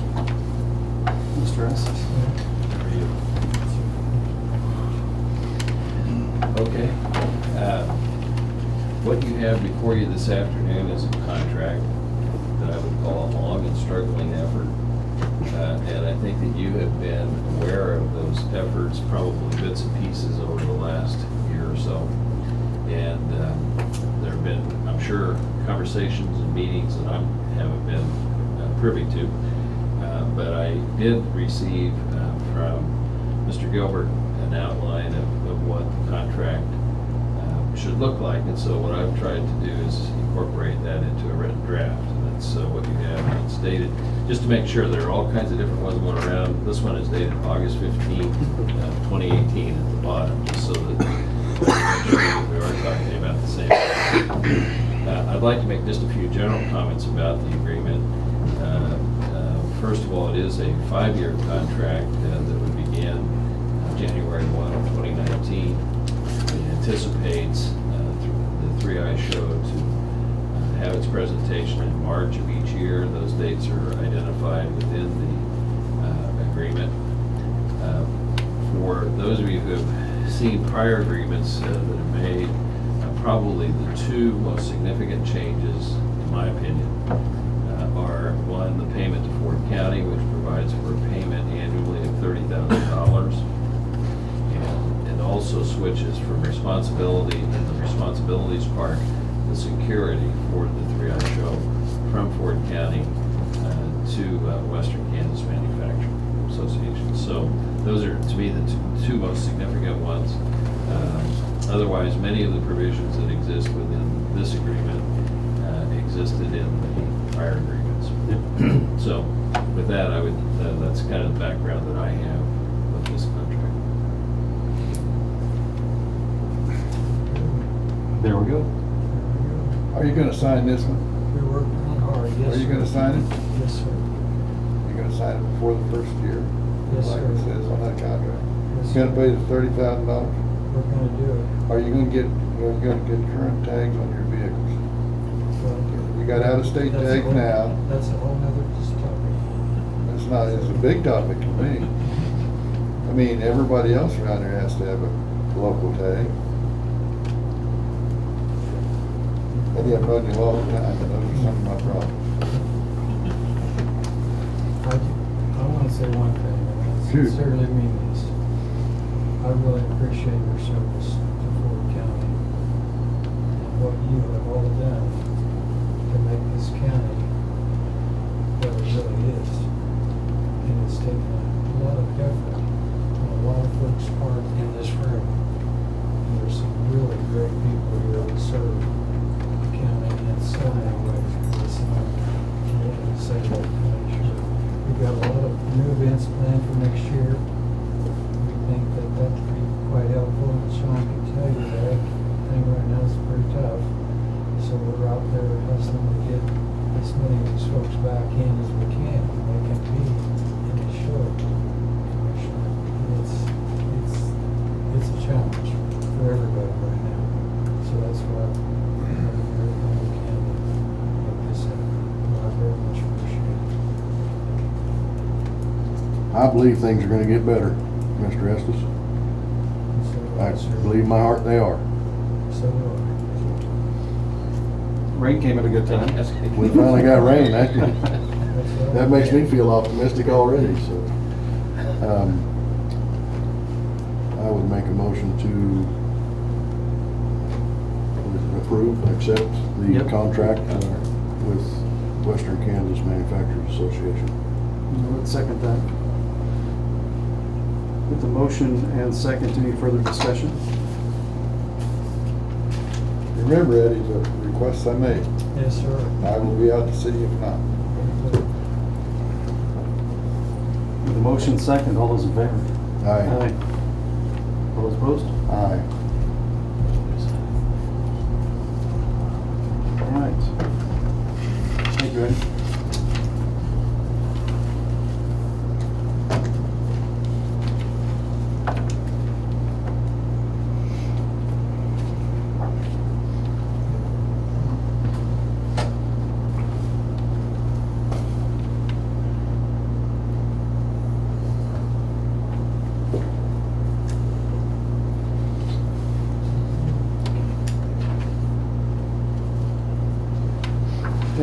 Thank you, gentlemen.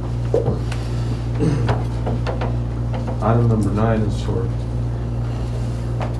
County Clerk Debbie Cox in regards to Victory Electric and some billing issues.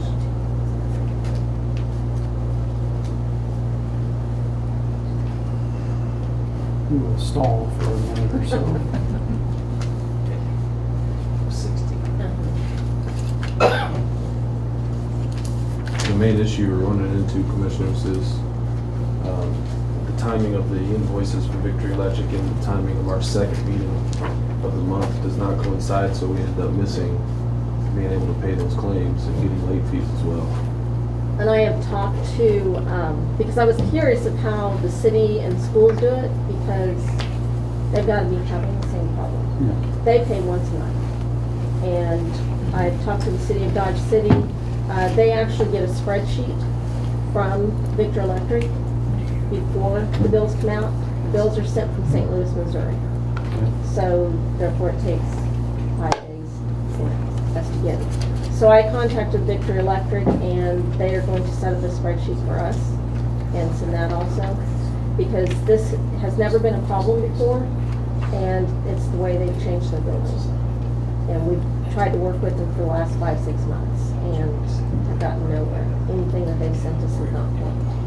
So we're gonna try the spreadsheet and see. So is the spreadsheet idea paying like a flat monthly fee and No, then maybe at the they end of will, the year you they catch will up? put the bills on a spreadsheet and send it to us before the bills go out. So it'll come from local instead of from St. Louis. Okay. So that we will have them in a timely fashion. And they will still send us the bills so that we have a hard copy of the bills. Okay.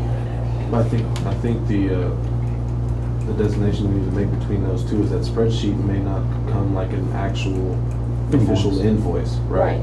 But it will So- have everything on it that the invoice does. So- And we will, when we get the invoices, we will match them up with that. Right. I think if they're the same, that'll work great. My question remains is, we've had this problem because they changed their billing process. Correct. What about getting our late fees and stuff back? Well, you can. This isn't, I mean, this You can- isn't really our problem, is it? It's kind of interesting that you say that because when I talked to the school, 443, they said in the past when they've been paying theirs with American Express card, they said that in the past when they've had late fees, they've called them and told them that they will not pay the late fees. So we could try to do that. and We see, can also you pay know, a credit card and get back to 1%. if we can get the credit card maximum raised, I mean, because we pay, some of our bills are, 20, 30,000. You're telling me that the credit card company would raise that?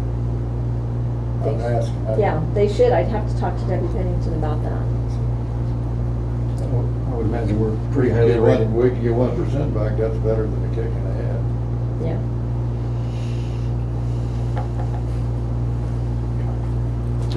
So you need a motion We don't from need- us to make necessary changes No, or this is just just the information? information. Okay. Great.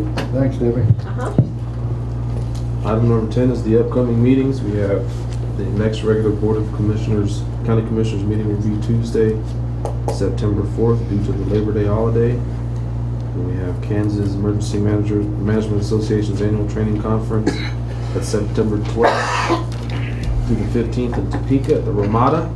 And I believe Rex Beamer, will you be attending that? Our emergency manager will be attending that.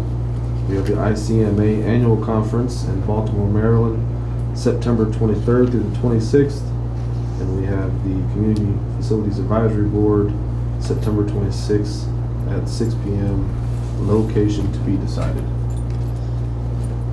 We need to put on that list also wait a minute, which meeting did you just say?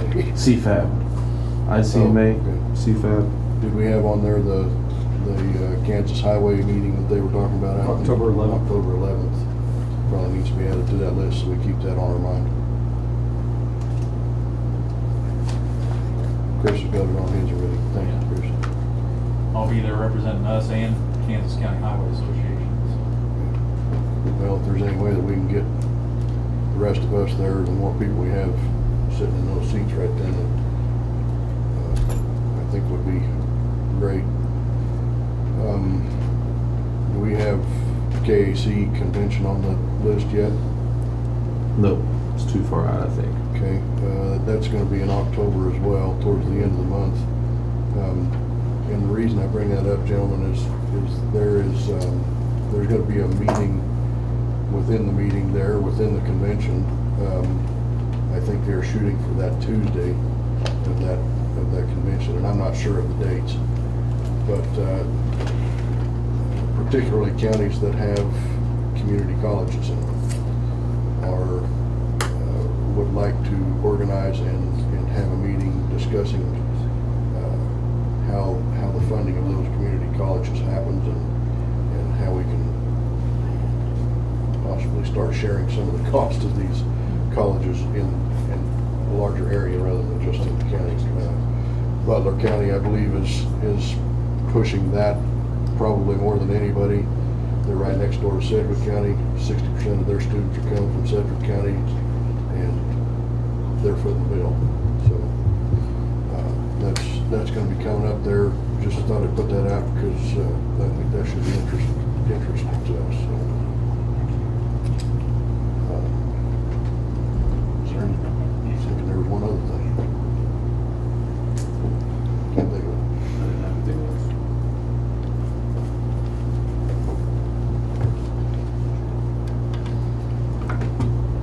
Make a motion to adjourn. I second it. Appreciate you backing me up on that. We have a motion and a second to adjourn. All those in favor? Aye. Aye.